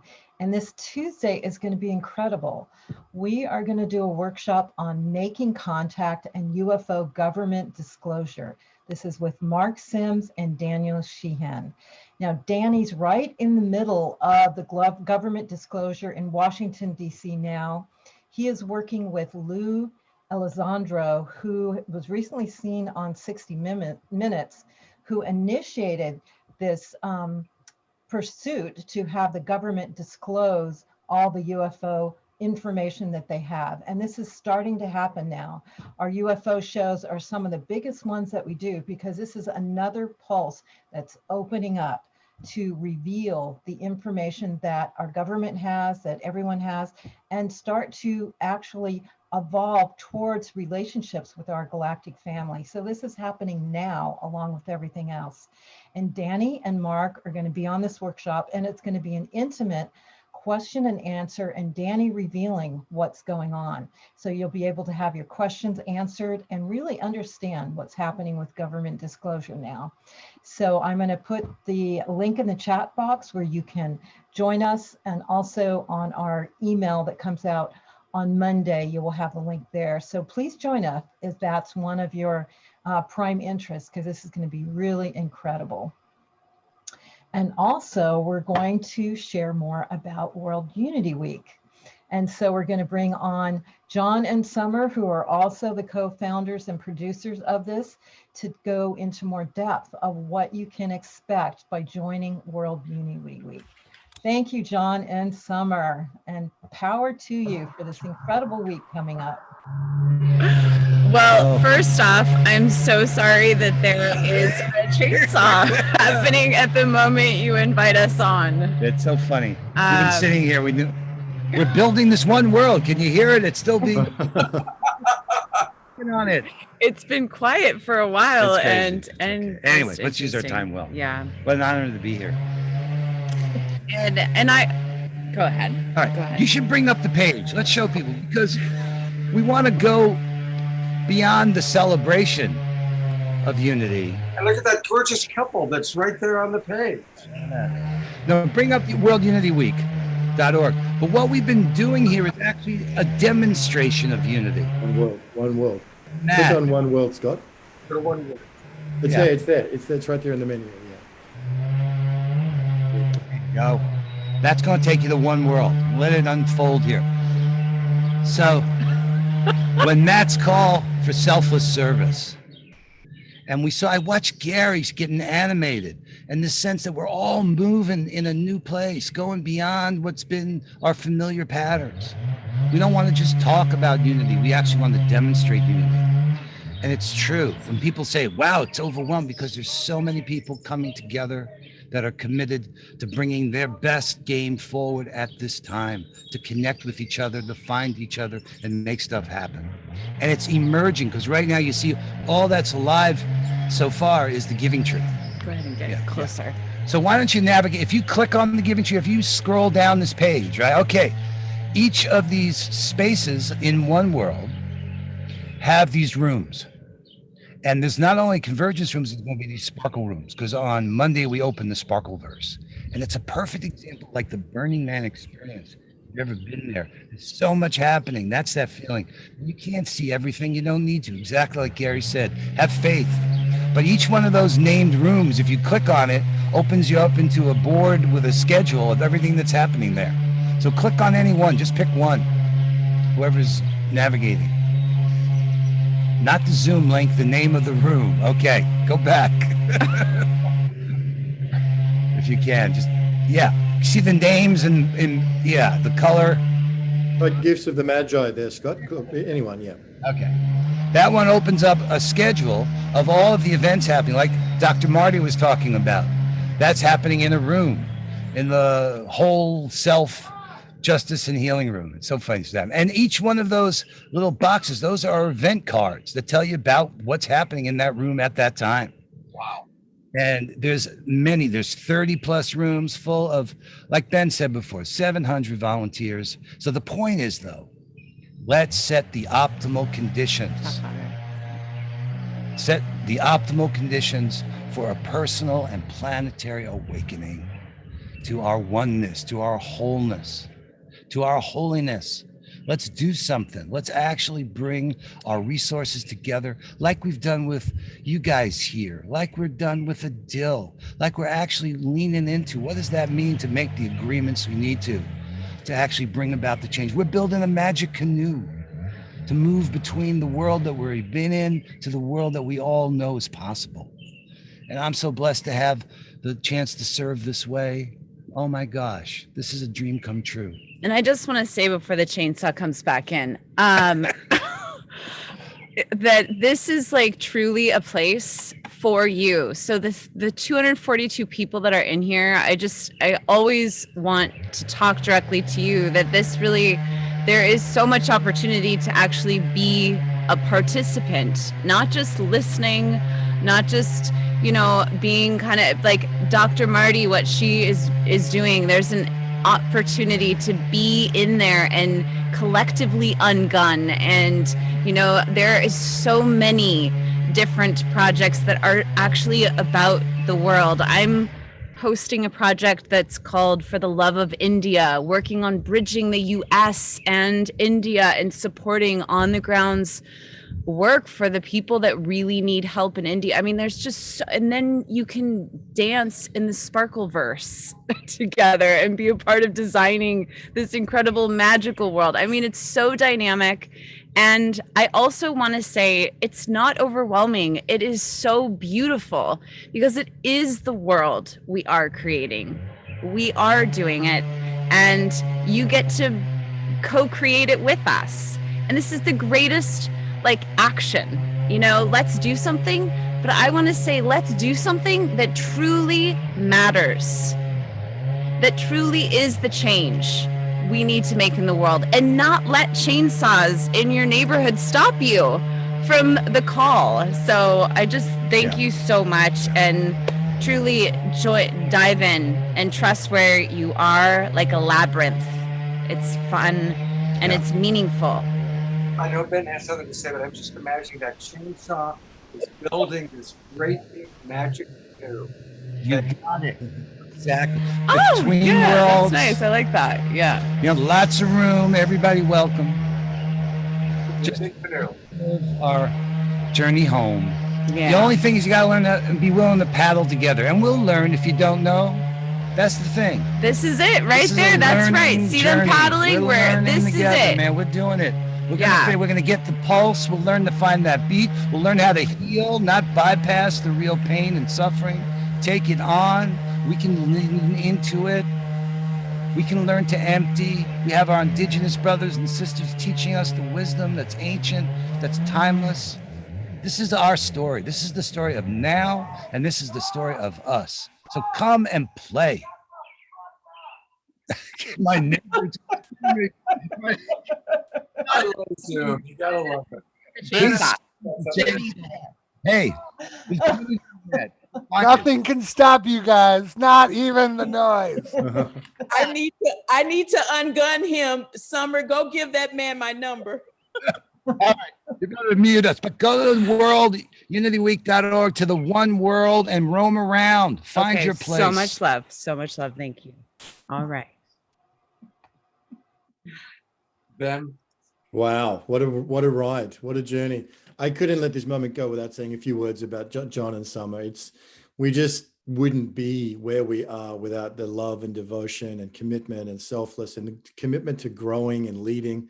I've had the privilege of knowing these two for so many years since we were in Ethiopia together. And I just want everyone to know day in, day out, I see John's work and his humility and his compassion and his selfless service. And it is overwhelming.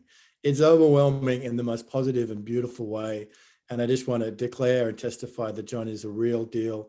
And we talk about Teya Deshadin or Barbara Mark Sabra, these great way showers for synergy and unity. Well, one day they'll be talking about John Raymer, brother John Raymer. And it's an honor to serve with you and side by side with you, brother, and my beloved sister. Just so wonderful to see your love and lighting the way forward. We're all in the canoe with you. Let's go to one world. Let's build it. Let's make it together. And just thank you for your leadership and for everything that you teach us and give us. Absolutely. 24/7, this guy right here. 24/7. I love it. I love it. That's the best gift. It makes me so happy to be a part of this journey together. God, what better use of my life and time? Thank you so, everybody. We love you. We're in it. Let's do it. This is our time. Let's have fun. Yeah, and have fun. Brave, kind, fun results. Real change. Behavior change. All right. None. You know, I want to acknowledge, of course, I've talked about how many people are in the Zoom room, but I want to acknowledge all of you watching on Facebook, on Unify, on through the Sign Network. You know, you're all a big part of what's happening here as well. And I want to notice, you know, a lot of our friends in the chat room. Teresa Collins was just chatting up her love for John and Summer. And of course, Teresa, once every 3 months, does a wonderful show with us through Global Pulse. August 21st will be the next Teresa Collins Global Coherence Pulse show. So we're looking forward to that. And we're planning way out. So thank you, everybody. You're all getting a chance to meet this incredible team, this incredible group of people that are all coming together. And there's still room in the canoe. You can see they're cutting down something big to make that canoe so that there's room for everybody. So definitely come join us in the canoe. And, you know, they were talking about fun, and it is fun. You know, when we do things with love, it's always good. I'm a big fan of the Beatles, but I wish instead of it saying all you need is love. I wish the refrain had been, let's do everything with love. Do everything with love. And that's what you've seen tonight. Gary Malkin, Dr. Marty, they're doing it all with love. John, Summer, Ben. And someone else who we love, who does everything with love, is Jeff McBride. Jeff McBride is an amazing magician. And honestly, the only reason we were able to get him to come on to Saturday Night Live was because his showroom was shut down in Las Vegas. And so he agreed to come on. He did a couple of shows for us, and then he went back into performing, but he started sending his best students who have become some of the magicians you've seen on our show all the time. Well, about, maybe a month ago, Jeff invited me to a private online party that he was doing. And it's this beautiful show that he does live online called Magic Quest. And it was great. It just knocked my socks off, and my buddy with me, and we just loved it. And immediately I said, Jeff, is there any way we can do this for the Global Peace Tribe? He is such a sweetheart. He agreed to do a special showing just for us, just for the Global Peace Tribe. Now listen, this is a Zoom meeting. It's not a webinar. It's a meeting, so you're all on camera, and Jeff is going to pull some of you and do tricks online with you. It's really, really fun. And he's providing, there was a VIP ticket when he did this for other people, that was $100. He's giving every member of the Global Peace Tribe a VIP ticket. If you get it before July 5, it's only $22. And then after that, it's going to go up to $33, normally $100. It's a private, just for us, Magic Quest party with Jeff McBride. So really, no hype. He knocked my socks off. It's a great, great show, and it's a lot of fun, and it's very interactive and very personal. So please do join us. And it's on July 28th, which was actually my wife's birthday. My wife passed away. Her birthday was July 28th, so it's gonna be a special day. I mentioned it before, but I want to bring it up one more time, and that is tomorrow morning. Please join me on the Sacred Sunday show. We're going to have Antoinette, and there may be a Pato sighting. I can't promise it, but usually when Antoinette's around, so is Pato. But most of all, she's really going to be explaining what Juneteenth was all about, how to celebrate it, and most of all, what can we do now? So much of what we've heard Dr. Marty and our other speakers saying, yes, it's great, it's a federal holiday, it's a nice little step, but there's so much more that we need to do. And we're going to talk about that. And my Sacred Sunday shows are always very interactive. So please come on into the Zoom room. You can watch it on Facebook. It's on all of our Facebook pages. Sean and Summer usually curate on the Sign Network, the Sine Wave. But it's really nice if you come into the Zoom room and interact with us. And we will interact directly with you tomorrow. So that's tomorrow at 10 o'clock Pacific time, 1 o'clock Eastern. And, John and Summer, you didn't really talk about the sine wave. I don't know if is it safe to unmute for a minute and tell us a little bit about the Sign Network? Thank you, because the truth is, it's really another example of what we can do together. We call this trusted sharing. And all we do is we ask everyone, hey, make us an admin on your Facebook page. Now, you wouldn't do that with a stranger. So we took the time to get to know everyone and found these social innovators that want behavior change in the world and are committed to working together. 250 Facebook pages we're admins on. So when a member goes live, like you, Scott, and Deborah here, we turn that stream into a wave by other members agreeing to share it. This is an example of using the power we have to work in support of each other. So that way, when the wave happens, instead of going out just a few pages, it goes out to 50, 60, 70, 100 pages. This isn't really the point of it is to show that is a compassion game. Let's make waves in support of each other. There's so much more we can do with this ability to have trust at the heart of establishing these kind of agreements to support each other. So it's an honor to do it, but it's really not me and Summer. We're facilitating, but it's everybody on this call. It's Unity Earth who puts up their pages. It's Marty who puts up her pages. It's everyone saying, okay, we'll share with each other and support each other. And in that way, we're building that capacity, that collective capacity to make the changes that are urgently needed right now.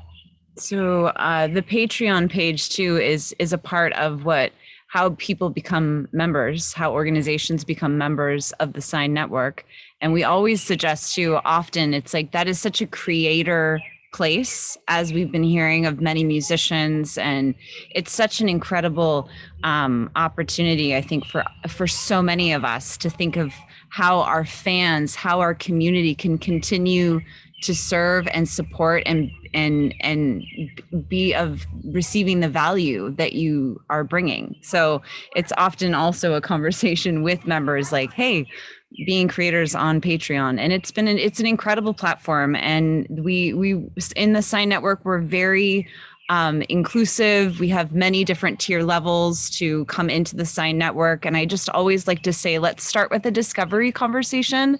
That's part of what I care for. And the Sign Network is having a discovery meeting and seeing how synergy and collaboration can be, so we can discover together. And that starts at sign.network, our website, and applying to join the network. So. Fantastic. Thank you so much for all that you guys do. I love you two so much. I like what Jennifer, one of our people wrote in the chat box, hearing the birds now. She said, now the birds, that's the tantra of life, playing with both of you two, and it's true. Yeah. The chaos followed by the birds, right? So had some healing conversations with neighbors just in the last couple of minutes. So, it's unfolding everywhere. There's a lot of work to do, even in our neighborhood. So absolutely right in our neighborhood. Taking in the way things are sometimes in neighborhoods. So thank you too. Thank you for all that you do. And everybody check out, there's so much to do with World Unity Week all this week. So definitely go there, play, discover all the amazing things. It is the Smithsonian Institute of Online Programming. All right. We do still have a little bit left. We've got a wonderful communication from Antoinette and a wonderful song that she recorded last night. She and Pato did this big event in Encinitas. I'm sorry, in Lake Elsinore. Lake Elsinore, thank you. You saved me there. In Lake Elsinore. And they recorded this amazing video that we're going to watch.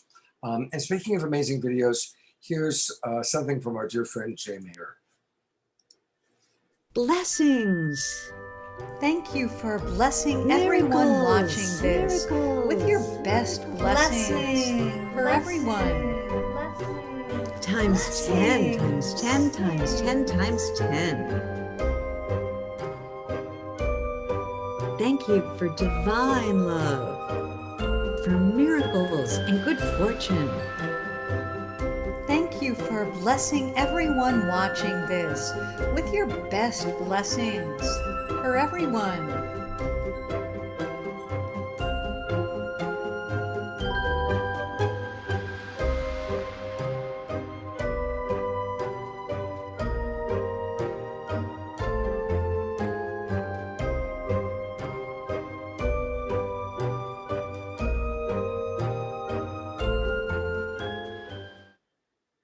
That's really fun. Thank you, Jay.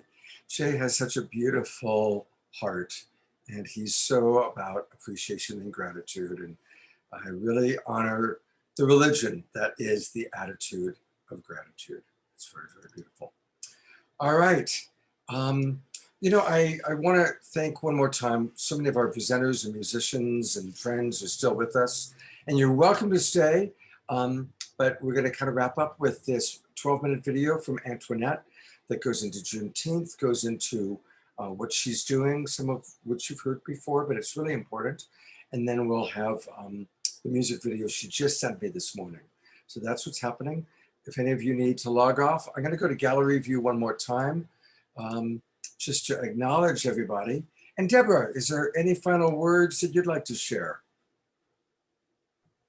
Again, amazing show. It blows me and Scott away every time. So much love, so much consciousness. We're all doing it. And love you all from World Unity Week, and love supporting Juneteenth. So Again, amazing. Love you all. Thank you, Deborah. Thank you for everything you do. Thank you so much. Mm. And again, thank you, Dr. Marty. Ben, our co-host, I'm going to bring Ben on one more time also. Ben, did you get any sleep? Like, yeah, I got a little bit. I got a little bit, Scott. But this is, like John said, it's invigorating just being in the field with you and with everybody. It's wonderful. And so we'll sleep next week. okay, great. Well, thank you for everything you put together. Thanks for being our co-host on the show. Let's do it again sometime, all right? That was a lot of fun. Thanks for having me. Thanks for having me. And thank you for embracing World Unity Week as much as you have, Scott and Deborah and everyone. What an amazing show put together. It was just absolutely brilliant. Thank you to the sponsors and everybody who works behind the scenes to put this on. We're just really joyed to be here with you guys, and looking forward to next Saturday as well, Deborah and Scott, for June 26th, which will be the close for World Unity Week. Thanks, everybody. And I've gone back to gallery view. Look at all these beautiful faces. Look at all these gorgeous, amazing people from all the way from India to the East Coast to Melbourne, Australia, all the way up to where John and Summer are in the Pacific Northwest, Tom Palladino down in Florida, Dr. Marty, I'm trying to remember where you are, Dr. Marty, in the Midwest, aren't you? St. Louis, Missouri. You know what I was going to say, St. Louis. So isn't it beautiful that we've got people from all over the world, all over the country? So thank you. Each and every one of you is so, like my heart, I could cry just looking at all of you. You're also, each and every one of you is such a beautiful emanation of the one divinity. All right. So we're going to go to another beautiful emanation named Antoinette.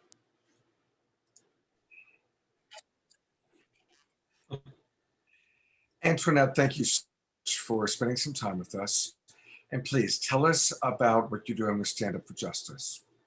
Thank you so much, Scott. So Stand Up for Justice, we've been doing quite a few different things. We started learning to lobbying class on Mondays, but now we're doing it once a month because we've started to start up our initiative for the Jane campaign. And so between that, the Jane campaign, and our brother Chris Odom with the Black Community of Portland, he still has his organization that does the weekly food box distribution with underprivileged families within the community. We also have the Bridging the Divide with Summer Joy, with the Compassion Games. So we do a monthly series with between Black and whites and all ethnicities, actually, on bridging the gap, bridging the divide, having open and honest conversations about racial relations here. And that's a monthly series that is actually being on live on Zoom, which everybody can see as you guys are part of the network, on the Sign Network. So everybody can actually participate. They can chime in, they can ask questions, they can hear thoughtful answers and responses. And also the Juneteenth celebration that we're actually hosting with the city, partnering with the city of Lake Elsinore, the Chamber of Commerce, and the Storm Stadium to bring together unity in the community, a big celebration, like a very large event instead of like several small events that are happening. So one huge major event to actually bring the community together. Fantastic. And then with the Jane campaign, this is the latest thing since we started last year, having our discussions with the police. Our friend, she's a single mother of an autistic child. And she was at one of the protests with us that we had there in the city. And we had two of them, very peaceful protests, as you'll see in the video, Stand Up for Justice. And you'll see the police are there, the mayor is there, the children are there, families are there. All the kids got a chance to be able to speak and say what was on their mind. And we started to develop a relationship with the local police regarding how they respond with special needs communities. As we started to have our conversations, I sent them some information that Portland was doing called the Cahoots program, and another program on the East Coast called the Blue Envelope program. And what they do is they have an additional registry, and also if you pulled over, you can just kind of hand them the blue envelope, which kind of gives them all the information that they need to know and how to proceed. And with the additional registry is that it flags the addresses. So if you get a call, that they know that you have to go to this call with special care. I've noticed that in Denver, the STARS program actually mirrored it off of the Cahoots program. They went to Portland, they learned what they were doing. They've implemented this program like 2 months after the incident with Elijah McClain. And since then, they've taken over 800 calls with no arrests and no fatalities and no injuries. So that was a spectacular thing. And they did it so quickly. So I figured if they can do that, then why can't we do that here? And why can't we do this across the nation? So starting with our own local police department, you know, they really love the idea. They said this is something that we can actually partake in and participate in, working together with the community. So they decided to take it even one step further and try to make it throughout the whole of Riverside County. And if we can get it all throughout Riverside County, that's what they're working on, is also to see if we can make this as a state bill, you know, for the state of California. So this Jane campaign, even though she's not the poster child of son that has actually happened, I always like to think of preventative instead of like saying, wait until something happens to your child and then get involved and do something. Let's be proactive and do something now. So this is for all the moms and the dads and the families who have special needs family members, and they want to protect their family. And just like the police want to protect themselves as well too, that we approach it with a better situation. So this is something I think that we can just continue working on doing. Thank you. Beautiful. Well, we're looking forward to supporting it. I'm going to go back through one more time. So again, it's the money that we're raising for you tonight is going to Stand Up for Justice, and specifically the Jane campaign. And of course, want to encourage everybody to go to standupforjustice.us and then /Jane campaign. And you know, what a very powerful and an important topic. And I really appreciate you, as always, Antoinette. You always have your finger on the pulse of how we can come up with specific solutions to solve some of the big social problems we're facing. So thank you.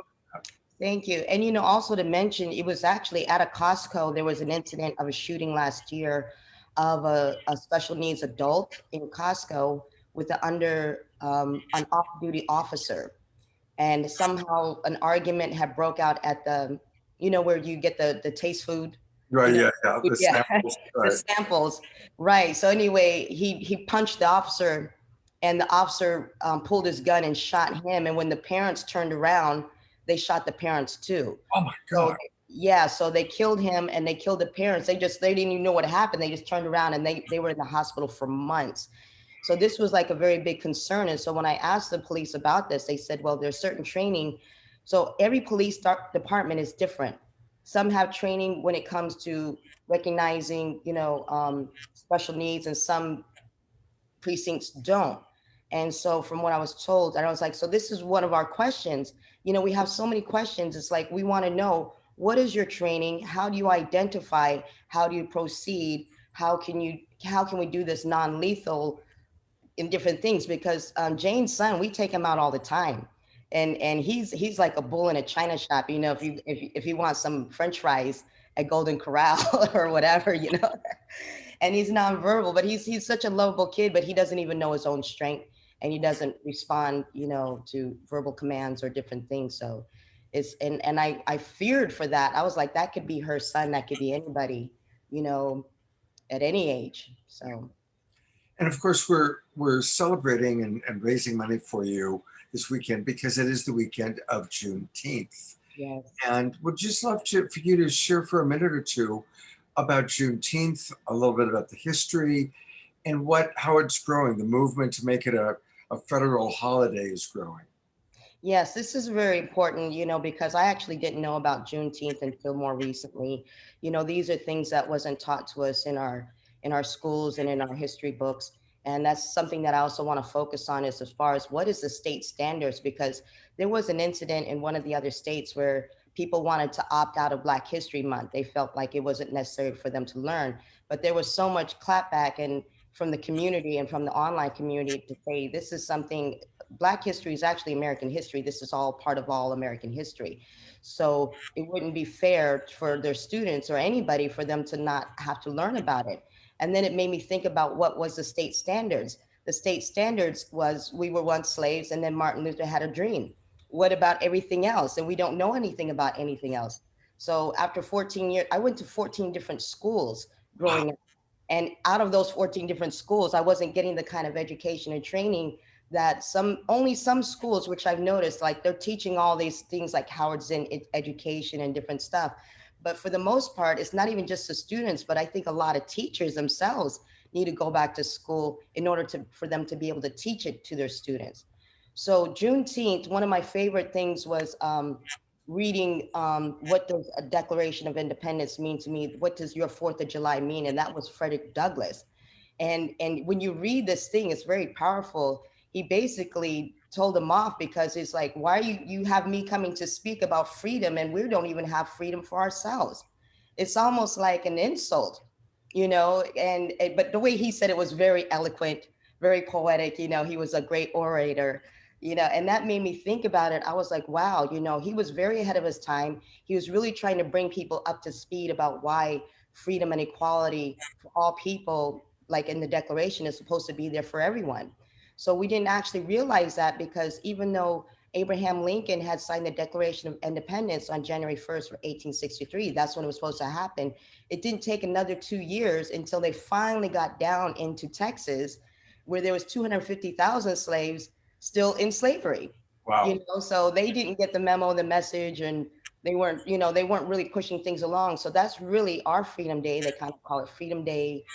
They call it the Jubilee Day. They call it, you know, and it was such a huge significance to sit there and say, now we finally, at least here's a start. Not to say that we all have equality right now, but at least here's a start legally that we all have equality and that all men are created equally and free. Beautiful. You know? Well, we thank you for all that you do. I wish I could snap my fingers and be at your June 18th event. I'm sure it'll be very successful. I'm going to film as much as I can, maybe do a live stream or something, but it's going to be fantastic. And, you know, supporters who have been helping us support, because this came out of the love of Dr. Quinlan Strong. You know, she's a member of the NAACP and also a member of our Stand Up for Justice. And she was there. Me and her were the ones who were leading the protests here in the city. It was her idea. She was the one who went and approached the city and said, I want to do a Juneteenth celebration here in our city of Lake Elsinore. And I want to do something at the stadium. So it was her drive and her willpower to convince them, because it's like, how do you get the city and the Chamber of Commerce and the stadium to sit there and agree on doing an event when we're only like 0.6% of the population, you know, as far as Black residents. But this Juneteenth celebration isn't only for Black residents, it's also for everybody, because it is a community. Everybody should be celebrating the freedom and equality for everyone, supporting all the small businesses. And it is a unity in the community, because even though we're supporting Black business, we're also supporting local talent that is also mixed, you know, and is showing that the unity can come together with the people within this, in the city of Lake Elsinore. You know, so it shows the diversity. It shows the diversity of people coming together and supporting each other. And we really do need healing now. You know, it's been such a divided time during the past year, whether it's political, whether it's medical, whether it's a lot of different things, or spiritual or religious, and all this tension and anger. And now we're coming out of COVID. It's like, now we can be outside, we can be socially distanced, we can be entertained, we could participate in some wonderful food, activities for the children, and just, you know, just coming together and fellowship, you know. So it's going to be a big event. So I'm really excited. And everybody is volunteering their time, but we do have to sit there and pay at least, you know, support and staff and other things like that, you know, but everybody else is donating. So whatever contributions that people want to send our way for us to have a successful event, I'm hoping that next year we can do a 3-day event. Great. Like some of the other big cities. Yeah. We're going to do our best to raise what we can for you. And I look forward to hearing how the 18th goes for you, and we'll be in communication soon. Thank you so much for all that you do and for your time. Thank you so much. Have a blessed night. Look at all these amazing, wonderful people that are still here. Incredible. Incredible. Look at this beautiful gallery. Well, she kind of set up, you know, talking about what is going to be what happened last night. And she sent me a video. But before I play the video, because this will be the very last little piece of tonight, please do donate. We still Would love to, I'd really love for us to get to $1,000. And we're close. So a few more donations would be really wonderful. And we've been putting into the chat box where to donate. And again, thank you, Dr. Marty, Ben, John, Summer, Gary, Debbie, still with us, Jan. So this is really fun.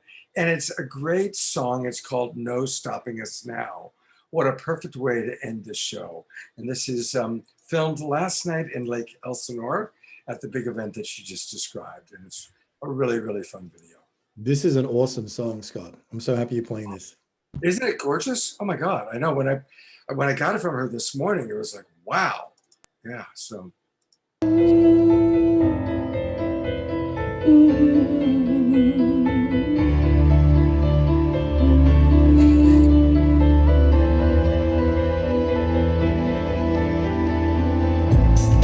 It's often said that peace is dead. Oh, and love is on the run. Politicians say it's okay. Disease rages. Children hungry in the street. Babies in cages. This breaking point means there's no turning back. We're moving forward and staying on track. Waiting for the right time. Now it's here. Speak up now for all to hear. Our humanity is what we're gonna keep. You can't stop us now. No, no, no, no, no. You can't stop us now. Oh, no, no. You can't stop us now. Oh, yeah, we're moving on.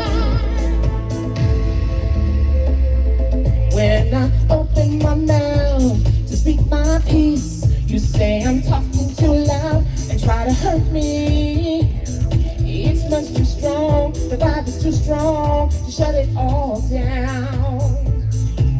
We're getting justice, justice. We're getting peace, peace. Our forces growing, no time to sleep. Our humanity is what we're gonna keep. I say it once again.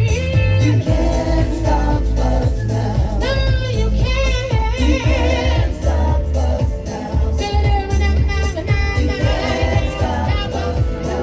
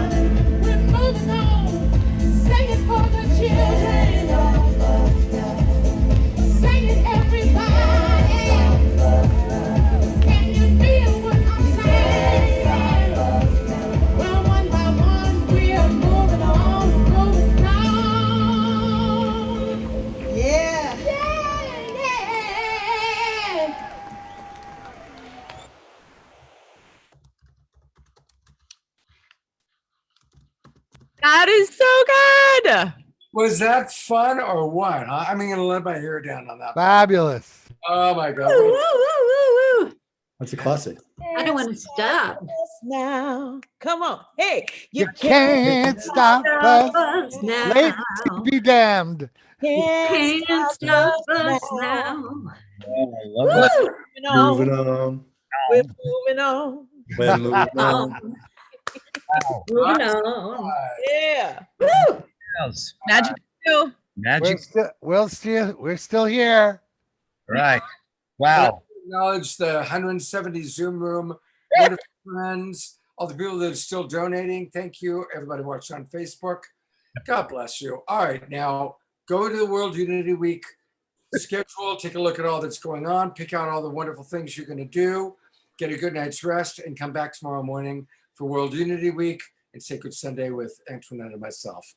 Thank you. Love you guys. Thank you, my John, Summer, and Marty, and Ben, and Jan, and Debbie, Scott, and Deborah. Love you guys. Yeah. Thank you, Marty. Thank you. Jerry. Love you, Ben. Love you, John, Summer, Scott. Get some rest, brother.